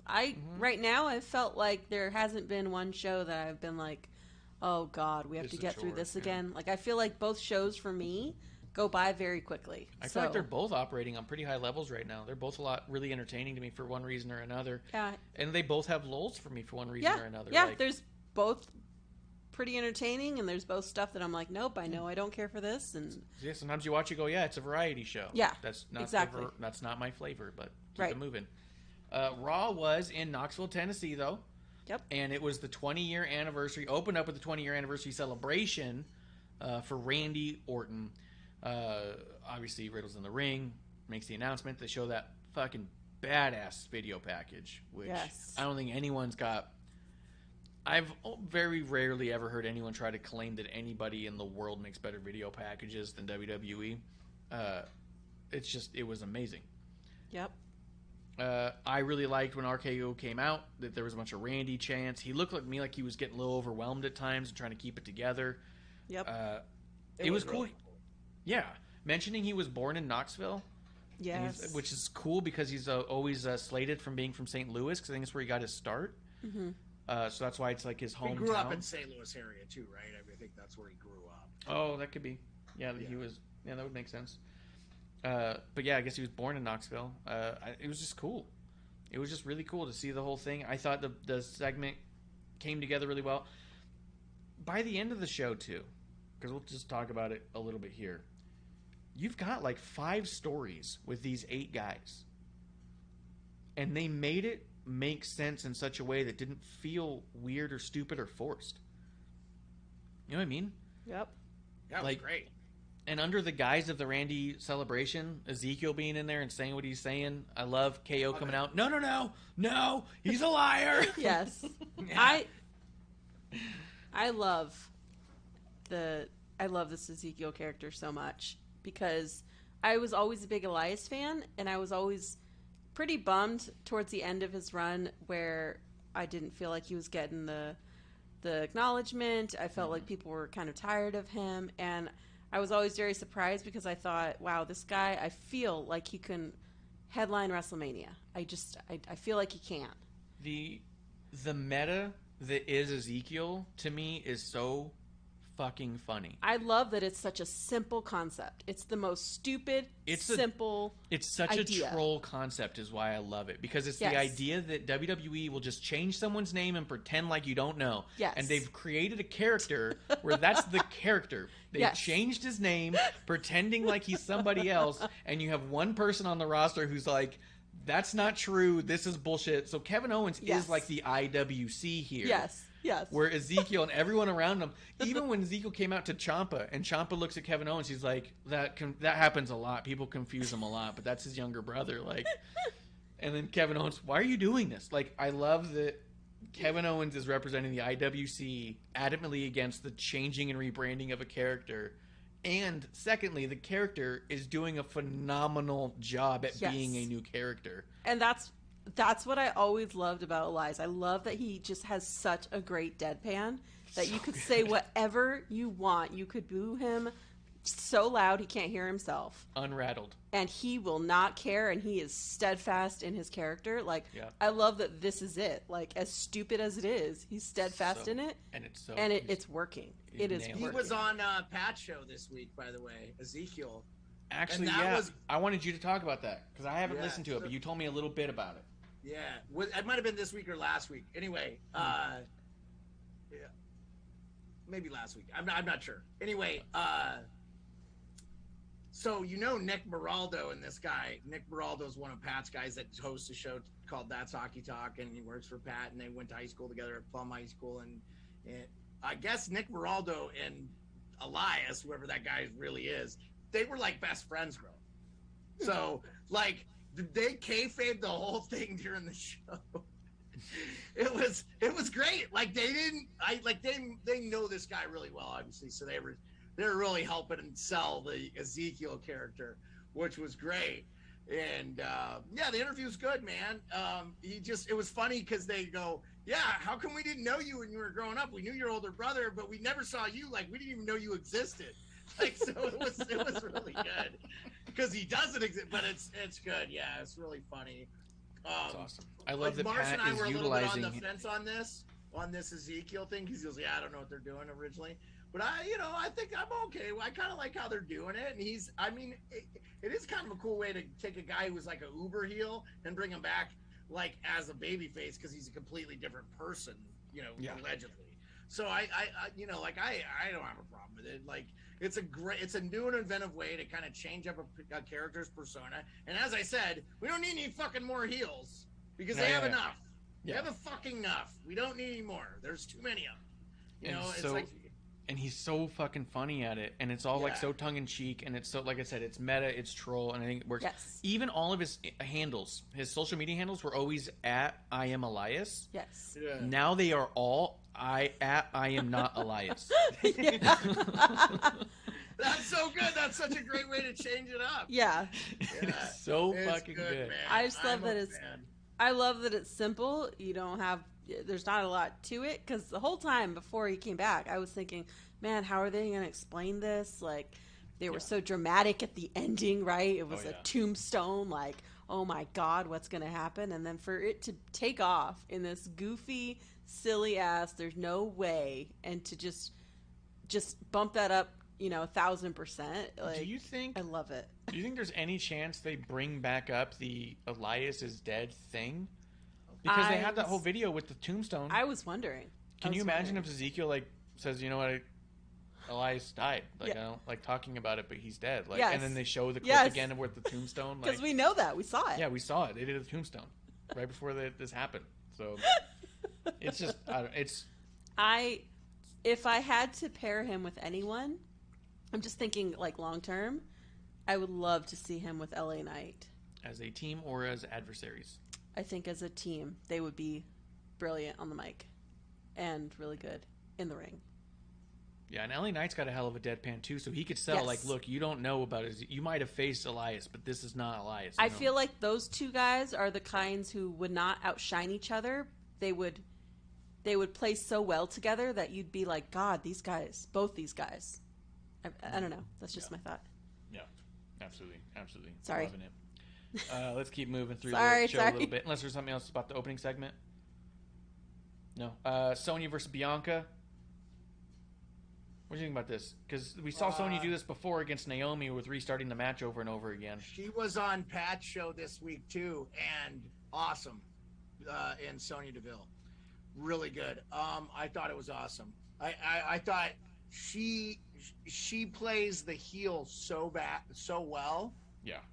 It's going to be hard to see her as a babyface if she ever, because the fan base wants to get behind her anyway, just because of all the fucked up shit that happened to her, Yeah. And but she's good, man. And she talked about the pride stuff a little bit, which I didn't even know. That was, again, sometimes it's a nice, pleasant surprise to not have to know everybody's fucking personal shit, and then they come out and you're like, oh, okay, I support you. Like, that's cool. Yeah. Instead of telling us your whole fucking life story in this fucking diatribe that makes us hate you.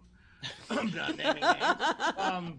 But no, you know me, I fucking hate Sonya the character. It was so awesome because Pat, the whole interview was like, no, I think you're a terrible fucking person, at your WWE official job, but outside you're great.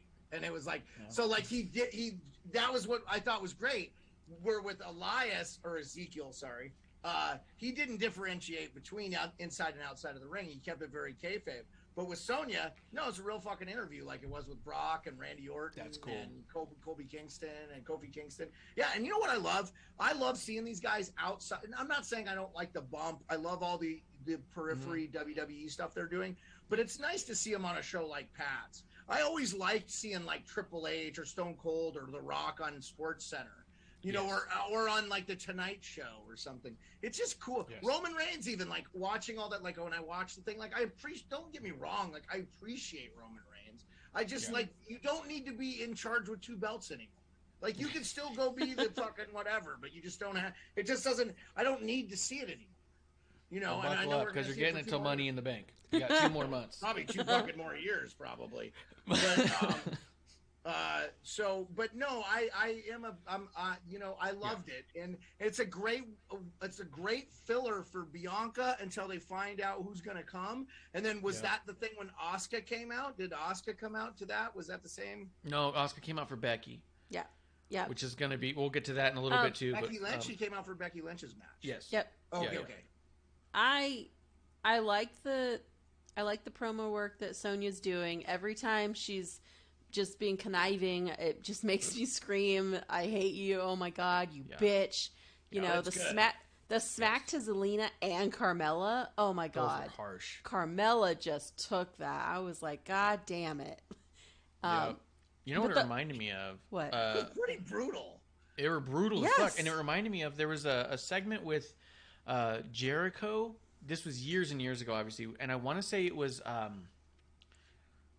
think he was there with Vince or someone. Like he was in a segment backstage where they had to slap him. And they were going to try and figure out how to do like a stage slap. And he said And they that he just was slapped very... the shit out of him.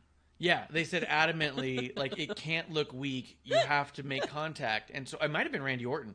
And so whoever it was just slapped the ever-living shit out of him and almost, like, dislocated his jaw. Oh, my God. And he goes, but it looked great.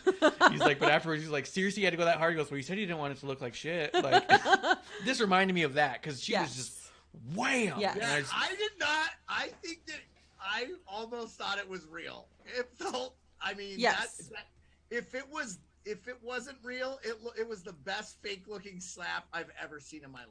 I think it was apologize to your friends before and after. Because, hey, Carmella, there's no way that this is going to look bad. So I'm sorry. Yeah, and people who are surprised, like, God damn, Carmella just really made that look great. It's like, she's been doing this for a minute. Like, and her dad, you know, was also a wrestler who... Oh, yeah. No, Carmella knows how to take a punch. Like she knows how to take it. But also, I was thinking that I hope that Sonya is doing a bit more ring work practice because I did not feel like I didn't feel like in the ring matched on the mic. That's a good point. Yeah, she was a little clunky. And she needs some more reps. I wanted it to match. I wanted to be like, damn, she's so good in the ring. Like, wow, I really misread that, or you know, like. I don't know. I just quick question though, is it because Bianca, or is it because Sonya? You feel like Sonya just needs practice, or is it because Bianca is just that good? No, I think it could be too. I mean, I do love Bianca, but there were some moments that I kind of remember looking to Marsh and be like, was it supposed to look like that? Because I thought there were some moments. Yeah, there were a couple moments where I was like, man. Yeah, there were some clunky spots. The match was secondary for. She needed to do all the effed up things. Yes. Because here's what I think is going to happen with her. She's going to be fired as a WWE official, and they'll make a big story out of that, and she'll be back into full time. Even though she said on Pat's show she loves doing both, and she feels like it's creative juices. But she also said she wouldn't mind doing some acting. She would be awesome in movies. I'm talking about Sonya Deville. Hey, so would Bianca, by the way. But I just was curious. I think if you think about it, the wrestling stuff didn't matter. They needed to do the three they had to do 3 matches. Yeah. And somebody said on Pat's show, man, she lost 3 times for the same thing in one night. Is that a record? They're like, it's gotta be a record. Yeah. So, has there ever been anybody that lose the title 3 times in one night? So that was great. And it makes Bianca look, you know, good, and I don't know. You know.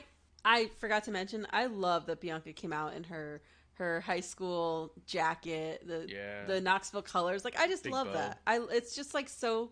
She's such like a heartwarming character that I'm always just like, man, you can tell she's so happy, and I love to see that for her. She's impossible to boo, except when she's in the ring with Bailey. Then she can't. Will boo the whole time. That's because we love Bailey, but yeah. I'm not supposed to. I haven't seen that, so I'll let you know when I get to that point. No, Bianca's just, like you said, heartwarming. Like she's one of those ones, she comes out and you just can't help but be smiling the whole time you're watching her, and you're just like, I just want her to always have this level of success, you know? Yeah.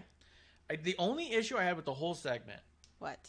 I felt like it's a little weird that Bianca's getting 3-on-1 and no one's coming out to help. But that's the problem I have with a lot of these heels versus babyface storylines where they outnumber the babyface. I'm always like, why does the babyface never have friends? It's not specific to this. It's just the way they always structure it. Yeah. I do agree with that. That used to not be the case back in the day. You'd always have one of the guys come out and help.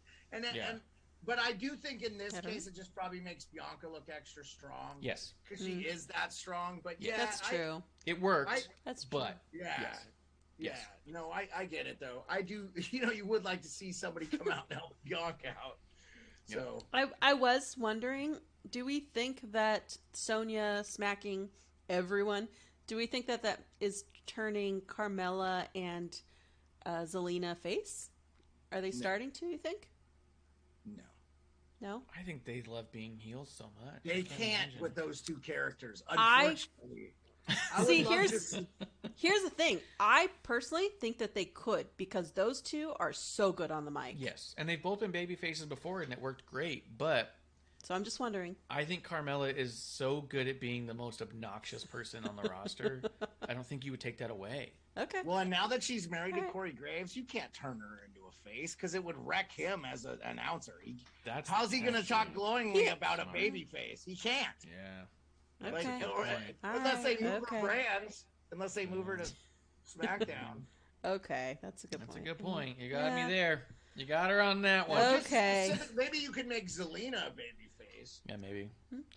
Because those two, I'm surprised they were working together anyway. I thought they had a huge tiff. They kind of patched that one up. Now I kind of like them. They were going where Zelina was going to try to steal her man and all that. I don't know. I felt like they were going to go down that road. Yeah. No, 100%. A lot of people were really shitting on that too, being like, oh, what, they're friends all of a sudden? I was like, well, like, yeah, but I don't know that it bothers me so much to, like, say it's ruining it for me. Right. It's one of those things where you laugh about it and say, all right, well, I guess the honeymoon will do that to you. You know, you come back in a better mood. Yeah, that's true. That's a good point. Yeah. But, yeah. You ready to keep moving? Yep. So I was just going to throw it out there because the picture's right here. Yeah, but we already said basically everything we were going to say about Veer, but he did face someone who looked a lot like Clump.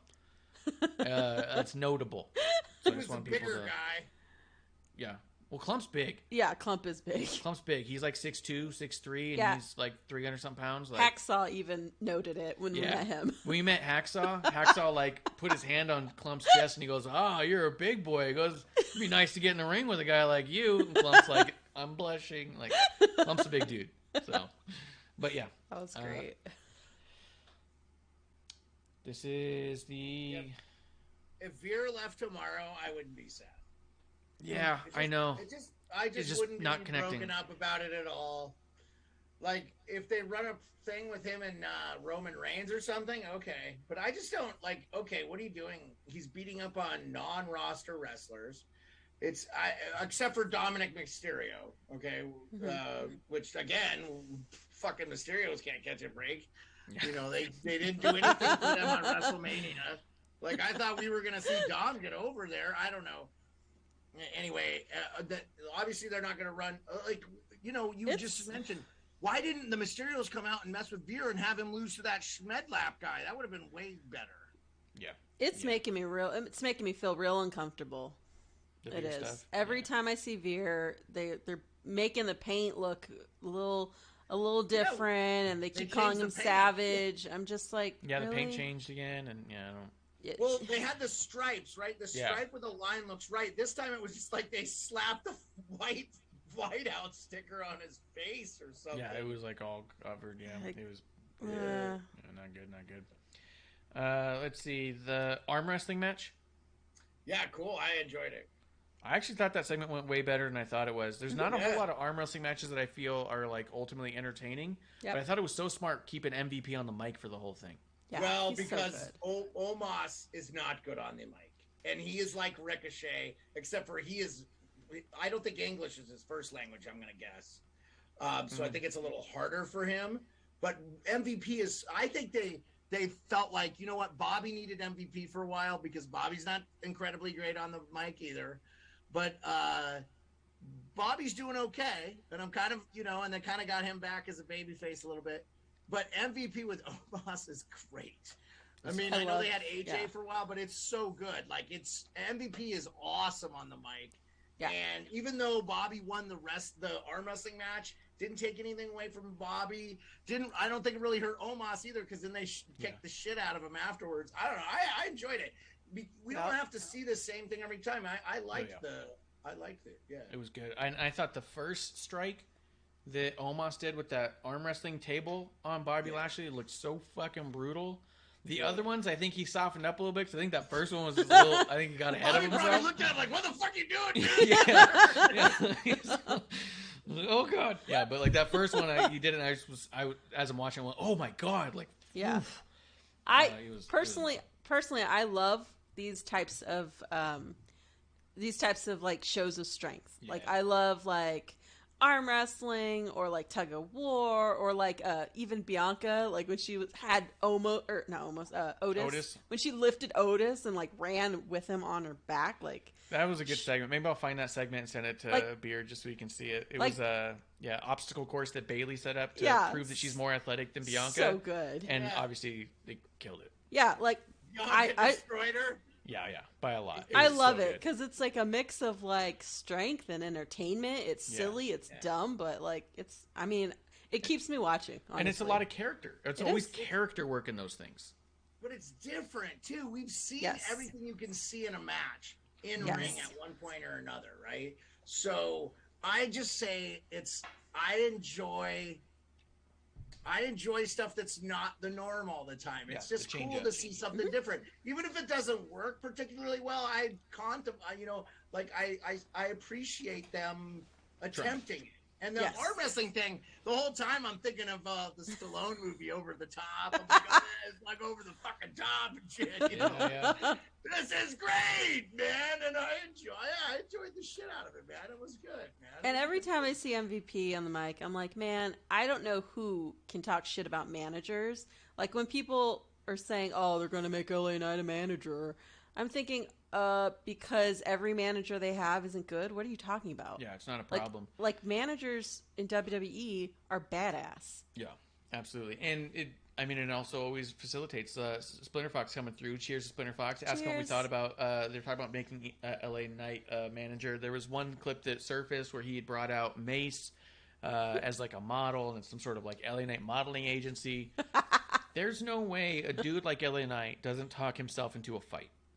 You know what I mean? So the idea that he's going to be a manager doesn't mean he's never going to wrestle. Look at MVP. He had his last wrestling match, said, I am officially retired, and then came back and won the U.S. Championship. Yep.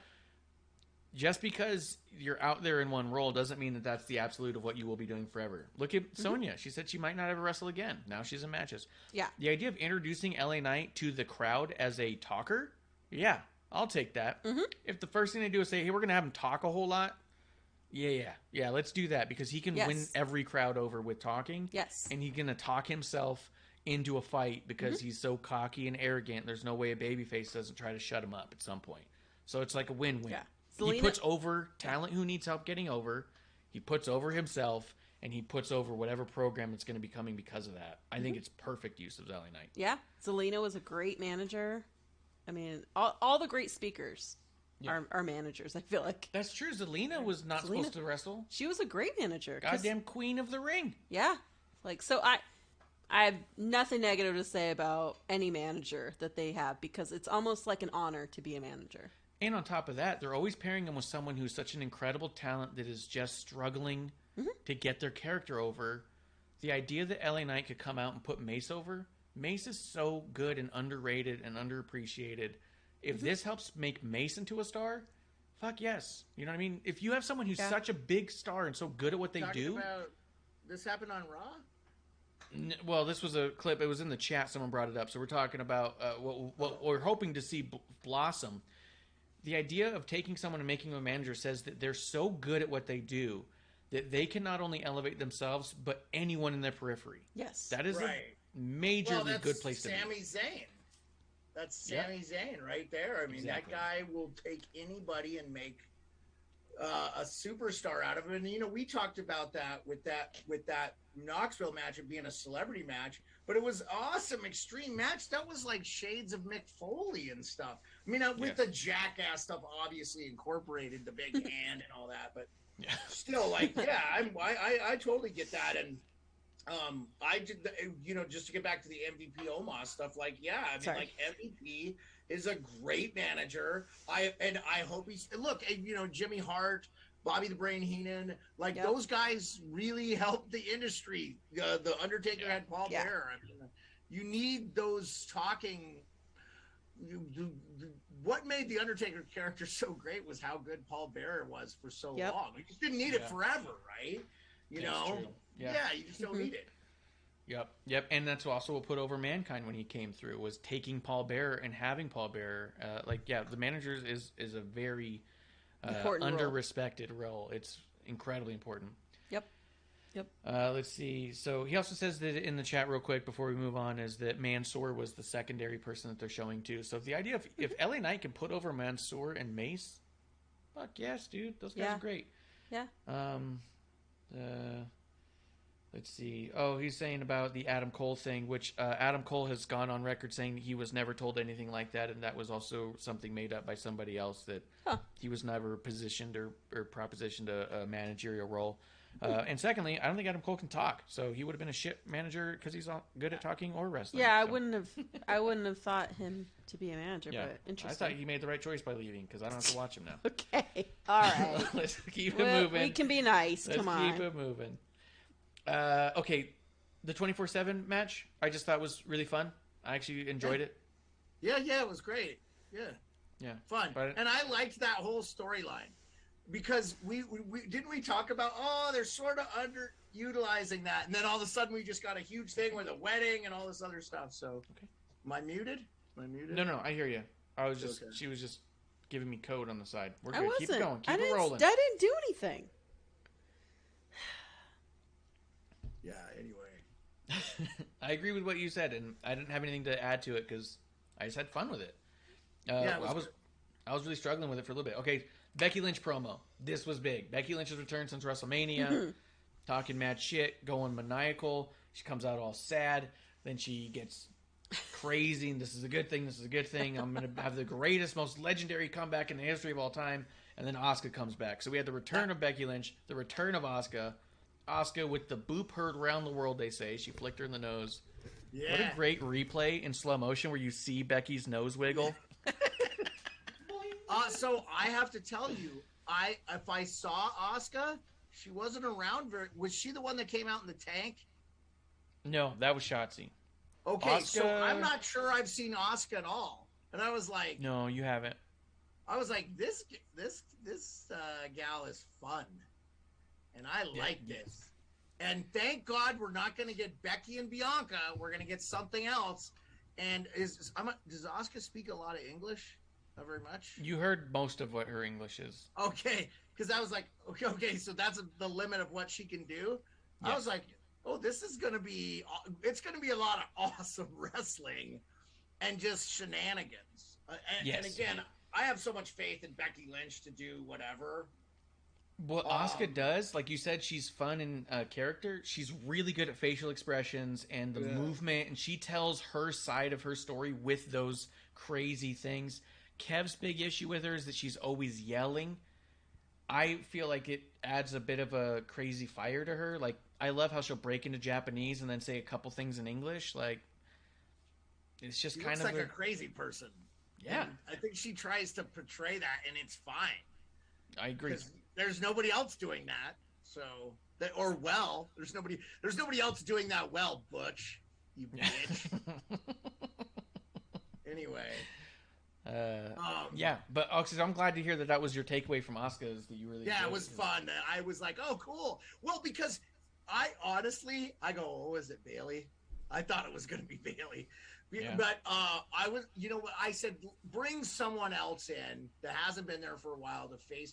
I thought it could be, who's the other gal that came back for a minute? She was doing the therapy, and Alexa. Alexa Bliss. Sorry, I forget her name. But no, I just no, I was good with it. It felt good. So yeah, I like it. Xia Li was on the show. Splinter Fox, quit trying to fucking railroad us. Xia Li was on there, and she's now gonna just take care of herself, which I thought was an inventive way. But I don't know. I thought it was an interesting way. I think it was an interesting way because I feel like that on the Xia Li front, by her having to be a protector of other people, it did kind of railroad her a little bit in like, how are we going to get her involved in other people's stories? And by doing this, at least she can do her own thing now moving forward, and that could be helpful. Ref Marsh, she could have came out and helped Bianca. That would have been a great thing. Oh my God, what a novel concept. They could have kept that fucking stick, and she could have helped fucking Bianca defend 3 people. Anyway, anyway. Yeah, 100%. What'd you think of... So, Finn Balor and Damian Priest. I did really like that Damian Priest started talking about the punishment. They're calling themselves the Judgment Day. It's a little bit full circle because on the indie scene... they should call them the Brood. Like, just go back to that. Just be the Brood. Just be the fucking new Brood. Be the new Brood. Edge already referenced the Brood. I'm going back to my roots. Like, I came in with the Brood. I have enjoyed. Remember, I told you I was missing. Like, there's this mysticism. Yeah. Honestly, dude, I was kind of hoping like all of a sudden the demon came back and then joined forces with them too, because I'd be okay with that. Right. I mean, I kind of hope they formulate this. I think this is honestly as good could as actually Edge. go that way.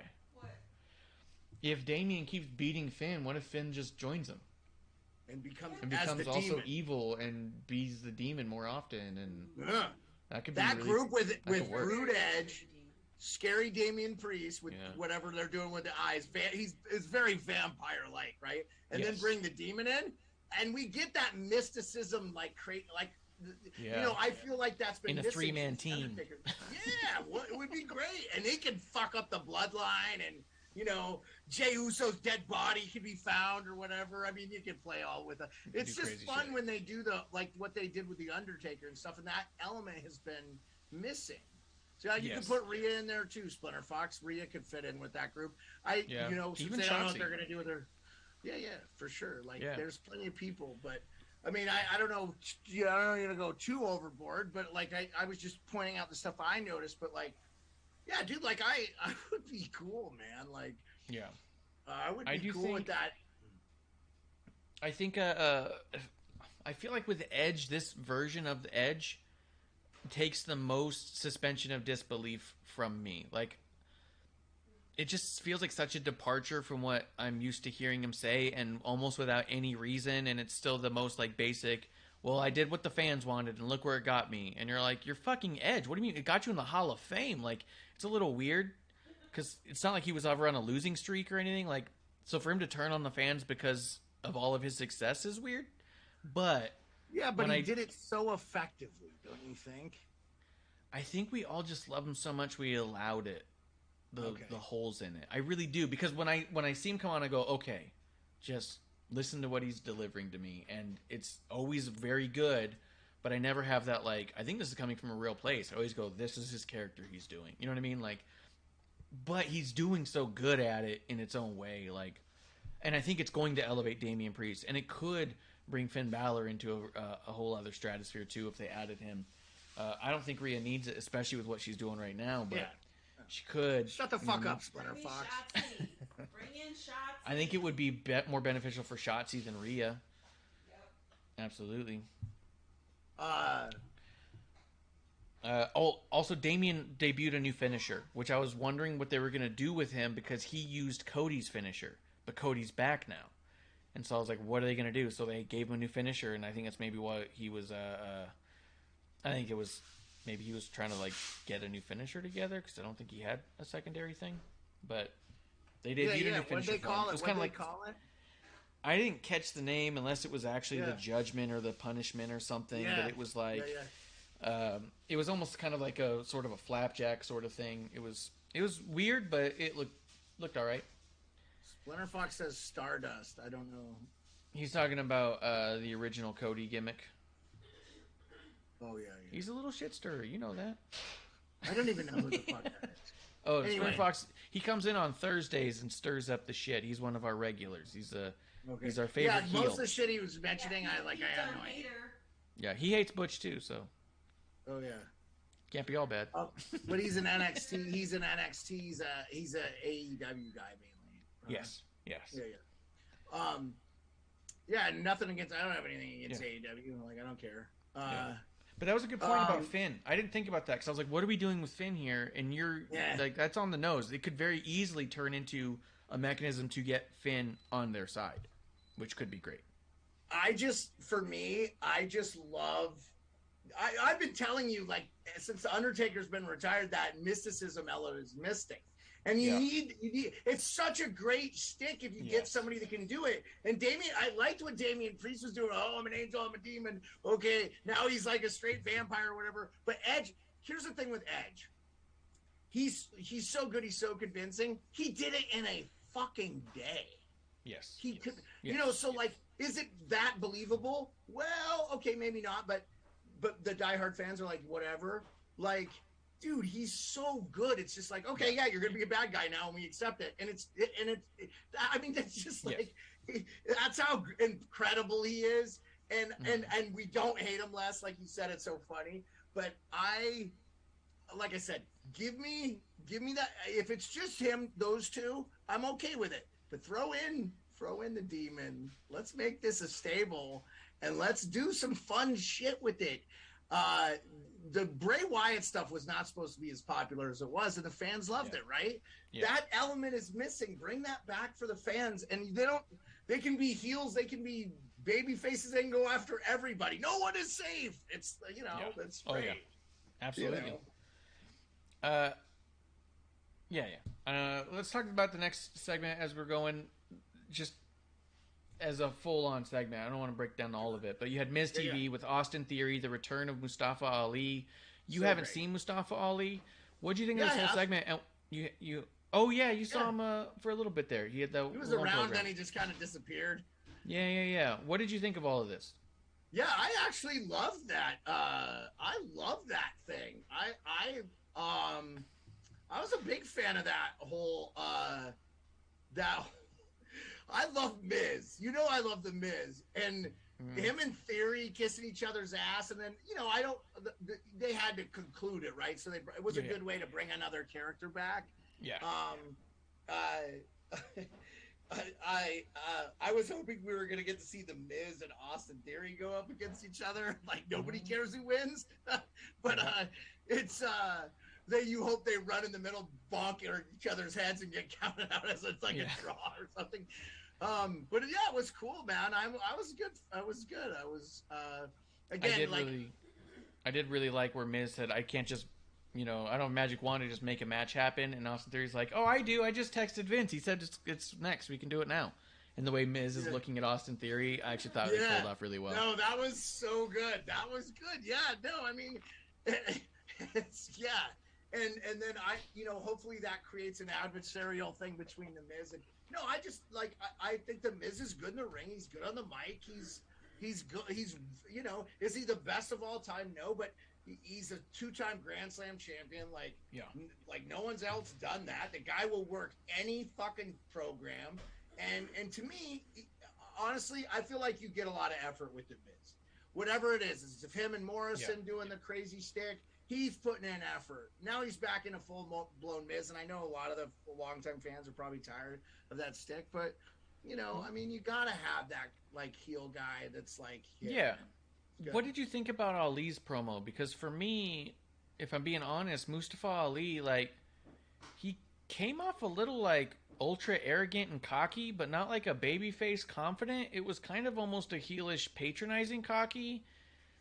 So, I just actually remember the Miz going, "Didn't you quit or something?" Like that shit was so good. Like the Miz going after him was so good. I was just like, "Oh my god, he's tearing him to pieces." So I really didn't pay attention to what Mustafa said all that much. I'll just say he felt like a really unimportant character for that thing. Okay, but they were just showing that he was back. It just felt like it was more. the Miz and Theory show and how good those two are. I mean, dude, I already, like as much as I hated Austin Theory, now I like him because he's good and he's decent in the ring. And that's true. And then you get Ciampa bum rushing Mustafa after the match, and so now you are going to get Ciampa and Mustafa matches, dude. Those matches when Mustafa and Ciampa finally get in there 1-on-1 and have a 3-4 match program, they're going to be fucking crazy. Like, there's no way those matches aren't going to be amazing. You already know I like Ciampa. I got all emotional on the only NXT thing. I'll never not think of Ciampa though. This week, AJ Hawk got him confused with Butch, and he goes, funny. "How's Ciampa's missing?" He's like, "That's not the same guy." Pat was getting all frustrated and shit. They're getting pissed. So. Yeah. No, I mean, like Mustafa Ali doesn't feel like he's that important of a character. I might have got up and gone to the bathroom before Ciampa kicked his ass, but I knew he was on the show. I'm looking at your very helpful, dude. You got pictures and everything for people like me who don't know how to read. It's awesome. Yeah, WrestlingOnTheRocks.com/recaps. WrestlingOnTheRocks.com. The breakdown for Raw 425-22. I look forward to your SmackDown one. But yeah, no, I was a fan of it. It was good. Yeah, Ciampa came out. Oh, it was a real quick second, too. As Mustafa is walking away, Ciampa just comes out, hits him, stands there, cuts to commercial. That's it. They don't talk about it again. So it was like a real... You could have blinked and missed it, to be honest. But walking out of that whole segment, I think you're right. I don't think Mustafa was the main focus of the program, but coming out of it, the focus is going to be that, hey, we're getting Ciampa and Ali coming up, so fucking buckle up. That's cool. Hopefully those are awesome matches. And I already like Ciampa. I'm a huge fan of that guy. I'm happy to see him on the main roster. Because, dude, I literally thought that NXT match when Triple H came out was like he was retiring. I go, oh, this dude's... Because you had talked about him, and he was like, oh, no, he only wanted to do NXT, and he wanted to stay regional, and he's just going to be done. So I was like, oh, that guy's never going to wrestle again. So I was like, I thought he was retiring. Yeah. But no, he's going to be on the main roster, dude. I hope he's going to be sick. Yeah, he's cool, man. And I don't know, does he play a heel? Yes. Yeah, most of the time. Most of the time. He was a babyface for a while, but I will say if you blindside someone and stand over their carcass, you're going to be the heel in that program. So he can turn babyface, I think, but starting out, he's going to be the bad guy. Yeah, no, I'm good with it. Yeah, I'm stoked. I only got one note about the Rhea Liv thing. Liv, I think, is like such a crazy person. Like even watching like Total Divas when she was on it, like when you see her talk just naturally, like so one of the things I do is I will edit a lot of the videos for Wrestling Inc. And so I'm constantly having to edit their like media scrums. Anytime that Liv is in the room, because they'll do it like they'll all sit in a circle and someone will go through. For SummerSlam, Liv was one of the people, and in every single interview they did with anybody, you can hear her interview with anyone else somewhere else because she's just so loud and aggressive the way she talks. She laughs loud. She's so New York. Jersey. Staten Island, I thought.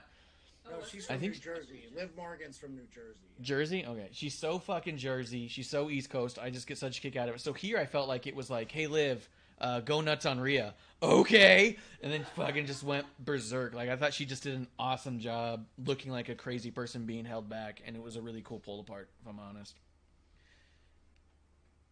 No, I had no problem with that. The only thing I would say is they were pretty good as a team, and I almost liked it. They made way more sense as a tag team than Rhea and Nikki ASH. But true. But we all knew that I said rock and sock with Nikki ASH. You could have funny. Oh, yep. So, yeah, I just I was a big. I would have been okay with seeing those two as a tag team for a while, but it did kind of formulate really fast too. So it's one of those things you're not really that emotionally invested in. I love both those female wrestlers. I think they're both destined for greatness. Yes. So I hope that they just keep getting. If they're not going to do stuff together, I hope they keep getting bigger roles and more stuff. But I think it's a notable thing that you end up with a program on one Raw. You have Sonya slapping Zelina and Carmella because of a heated thing. You have Asuka and Becky face to face. You have Liv and Rhea in a pull apart. None of these are title picture stories with the women, and I just love. But we can run those storylines for several months, right? To get to something else. Yeah. Exactly, and that's what I love about that. almost challenged Bobby. He accepted on online or whatever, but that was that. But the main event, you want to tell me what you thought about the main event? 8-man tag? Awesome. And even better results. And love, I've just become the hugest Cody Rhodes fan. I'm so glad I never saw him wrestle ever. And then I love, you know, we had Ezekiel in there, walk with Zeke, or talk with whatever the thing is. It talk with Zeke? Anyway, I was a big fan of it, and you know I love RK Bro. I believe that Randy Orton has supplanted his place as the heir apparent to the Undertaker, as the elder statesman. Even though Edge is on the roster, I know Edge is a Hall of Famer and stuff, but we never know when Edge is going to hang it up again. You know, I wanted to ask you, speaking of that, Beth Phoenix just got on Twitter. She already has 1 million followers or something. She looks like she's been training a lot. Is she coming back to in-ring? It feels like she's coming back to in-ring.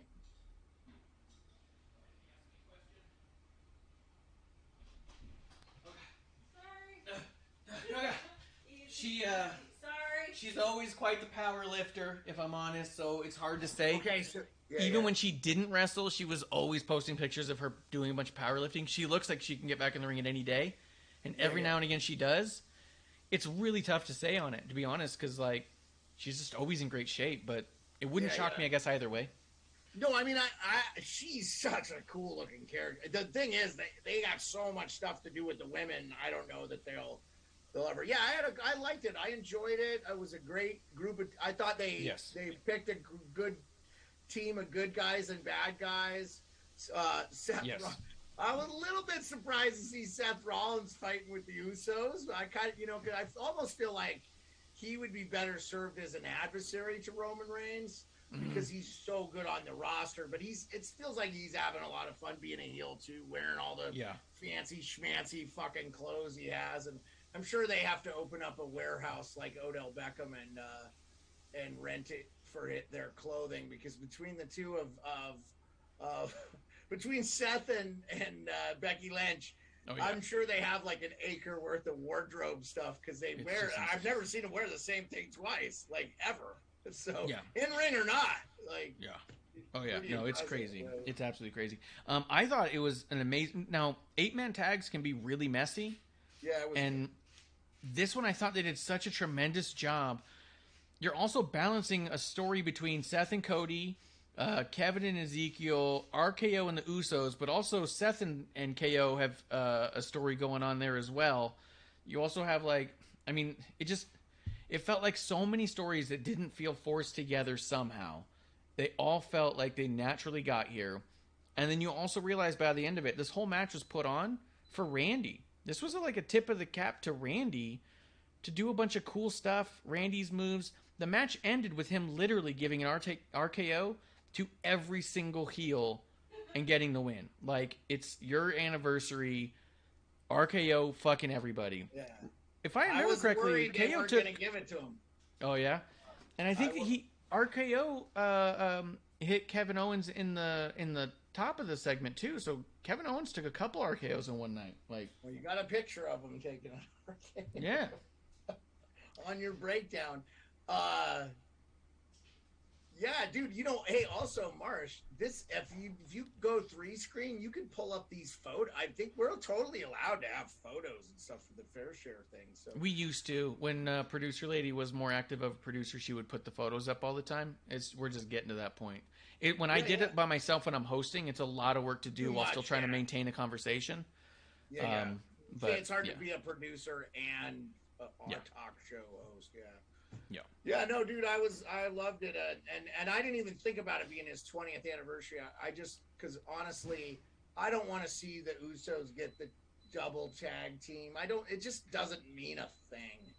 I don't think they will. I think that they're really going to put it on RKO, because I think they're gonna start a little bit of the not like a rip in the bloodline, but they're going to add a little tension to the bloodline by having them lose at least lose their titles for a little bit. I did really like, with Ezekiel in there, how Corey Graves even was adding to it by saying, like, oh, that high knee must be a family trait. When Ezekiel was doing Elias moves, he was saying it was a family trait, is like inherited. Like, so good. But yeah, and I thought even amazing, it ended basically with Corey Graves saying tonight belongs to Randy Orton, and you kind of look back on the whole show and you realize that a lot of it was a big nod to Randy in a lot of ways, and what a really cool, clever way to do it without throwing it in your face and making it obnoxious in any way. Nothing was out of place. Don't forget the mayor was there too from Knoxville, Tennessee. Yep, Glenn Jacobs kept showing around in backstage. I was surprised he never came out and did anything. Even in my recap, I put every time they were showing him on screen because I thought that by the end of it, something was going to happen to him. And I thought it was going to be relevant that he showed up here, he was talking to this person, talking to this person. He was just there hanging. Yeah, I was okay with that. They don't have to show. They could just show, hey, here's the WWE Hall of Famer Kane and blah, blah, blah. So, 100%. I didn't think they needed him to do anything or get hit, but at a certain point, they'd showed him so many times, I was like, is he going to be involved in a thing? Like, feels like they're really driving it home that he's back there. But no, they just really wanted to drive it home. Yeah, that he he's was back just there. there. He probably wanted to go talk to all his buddies. Yeah. And I bet you during a commercial break, he came out and talked to the people for a second and did the thing. But yeah, dude, I was really impressed with this 8-man tag because a lot of them can be real messy, and I thought this one was just smooth. But you also look at it, Randy Orton, Cody, Seth, KO, Usos, Riddle's up there with those guys. Ezekiel, it's the first time I've seen him in the ring, and he was holding his own.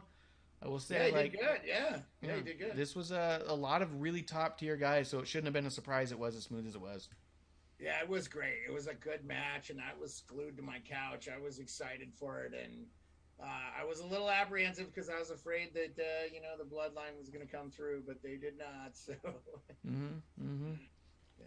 And I was thinking how interesting it is, too, that, well, for one, like you'd mentioned, Roman's not doing anything right now. They pulled back on the Shinsuke thing for some reason. A couple weeks back, Shinsuke came out. Roman's like, let me give you a hug and console you.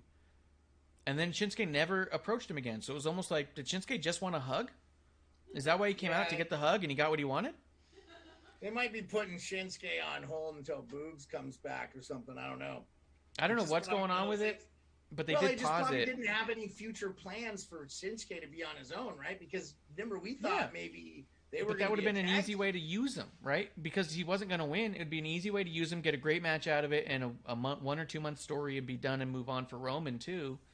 And then put Shinsuke back in a position where when his partner's back, he does want to go over against the Usos because they keep fucking with him during his singles thing. You know what I mean? Like, it could have worked. I don't know why they pulled back is all I'm saying. But now you have... Remember we said that, like, hey, one of the things about making Roman the unified champ is you're going to probably see Roman on both shows for a while. Yeah. We have not seen that. We've seen Usos on both shows now. Yeah. Yeah, I thought that was pretty clever. Roman's not working harder, it doesn't feel like. Yeah. Oh. He's making the Usos like, I'm not doing that. Work for him. But, dude, RK Bro has been on both shows. So, that's interesting. That's true. That's true. They've been on both now. It was really funny that, Roman gets both titles, and like you said, Usos and RK Bro, they'll go ahead and go back and forth. Like, okay. All right. Well, that's not what I thought was going to happen. I don't even think they're going to do that much with Roman, honestly. It feels like he's kind of just like, oh, okay, I got the both belts, but they don't have anybody there, so, I think something's going to happen, but I thought we were getting a few teases along the way, and we're really not. I know, like Splinter Fox says, he thinks it's going to be Drew and Roman, which I think they might be getting to, but I feel like that's going to be put off a little bit longer. That's what's happening. Yeah. It feels like a slow burn. It feels like a SummerSlam or a Survivor Series or something. Like, it feels like it might not even show up till Mania, honestly. Like, but it feels like a slow burn for Drew, and not like it doesn't feel like they're rushing to it by any means. We'll see what happens. Splinter Fox talks a lot about WWE for somebody who doesn't fucking watch it. So it's true. I've always said that. He says he keeps talking about the Bloodline, but you don't watch the show, so I don't know what the fuck you know about the Bloodline. Okay. Although it is funny because when I was putting together the recap thing, I did think of Splinter Fox because he's one of the guys who comes in regularly to listen to us break it down because he doesn't want to watch it and he'd rather listen to a couple dudes talk about it and goof off about it for 2 hours than watch 5 hours of TV, which is kind of what we hope for. And when I was doing the recap, I was like, oh, I wonder if Splinter Fox is going to come in less now that I'll have the recaps up. Like, we'll see. So, let's see. But that was kind of it. I was really surprised, really happy that the 8-man went as great as it went, and I love that it ended with just RKO, catching Jey Uso out of the sky mid-splash. Just great. And then, like you said, the right guys won, I felt like. It was really cool. Anything else you thought we missed? I feel like that we even circled back to a few things successfully. No, if I ever meet Splinter Fox in person, I'm gonna beat the fucking shit out of him, though. So that's gonna happen. It'll happen. He's a shit talking bitch. You should block him from the Twitch. He got blocked from Producerlady's personal chat once. Was there anything left that you wanted to throw out there? Just WWE's hiring a lot, and it's a little curious. Also, the third-party manager, slot hiring going on. Yeah, I guess in a new sense, we keep an eye on the LinkedIn stuff with WWE. They're doing a ton of they seem to be growing as a corporation right now, which is interesting. One of the things we thought was kind of cool because there was rumors that Triple H had made a speech at one of the Manias that they were going to be opening up third-party things, and we actually saw a number of positions opened up for people basically to manage that stuff. So there's going to be a middleman for third-party stuff. So I think we'll start seeing more like Cameo, Twitch stuff to roll out as that. Why for that shit, dude? Because you don't need to live anywhere now. You don't have to be in the same town as them. So if there's anything like that you want to do, just throw your name out there and apply. Look at your resume that you're working. I didn't even know you were doing video editing for Wrestling Inc. I've seen their videos and I watched them a little bit, but they skew a little bit negative. And I honestly, I've told you, I just wanted to kind of keep it kind of unadulterated for me. I stopped reading a lot of the news stuff from Bleacher Report and stuff. And then, in fairness, Bleacher Report isn't that negative to WWE, even though they, they're owned by Turner and AEW and all that. So I think we're starting to see a movement between the IWC where it's like live and let live. Just, like we want to see AEW. John Cena, like I think I tagged you or tweeted that. I don't know if you ever watched that thing where John Cena talks about AEW. And it's really great. Because he's like, no, competition is a good thing. It's like we need all that stuff. So, and it's just going to be good. It's good for the industry. There's more jobs, and the indie wrestling is as big as it's going. So, it is what it is. So, absolutely. I think it's all good stuff. I think it's pretty neat. I've applied to some stuff in the past, but there was a couple of jobs that popped up recently that I thought I might actually qualify. So I'm gonna keep going. You can't get the job if you don't apply, right? So exactly. Just keep going. It's good. Yeah. So Spinner Fox funny. He goes, "Go ahead and block me." Like, he can fuck off. I don't want to give him any airtime. I really don't. I want our guests to be people that fucking make our show better. And I don't know why he's even watching. He doesn't watch WWE. Tune in tomorrow, dumbass. That's what they're going to talk about, shit you like. So I just, it's for me, it's not like, I get it, but we're not a kayfabe show. We talk about the shit we like, and, you're not a character on our show because you're not a part of it. So I don't care. All good. Anything that you are putting your headset on real quick? Ready for last call? Yeah, I think we're ready for last call. Yeah, I've been out of water for a while, so. Yeah, absolutely. Guys, we will be back tomorrow night for a brand new episode 1. We're going to talk AEW. It sounds like FTR put on a pretty killer match to open the show. I'm actually super excited to see that. We're going to talk NXT. We're going to see how that all plays out with Miss Amanda Jane. I believe Klump is back. We will find out. Guys, tune in tomorrow night for a brand new episode 1 right here in the dive bar of the IWC. That's last call. Cheers. Have a good one, everybody. Hey, Producerlady here. Thanks for tuning in. Continue to support us or buy us a drink by following and putting the I and subscribe on Twitch. Or subscribe and review our podcast on Apple Podcasts or wherever you listen to us. Cheers.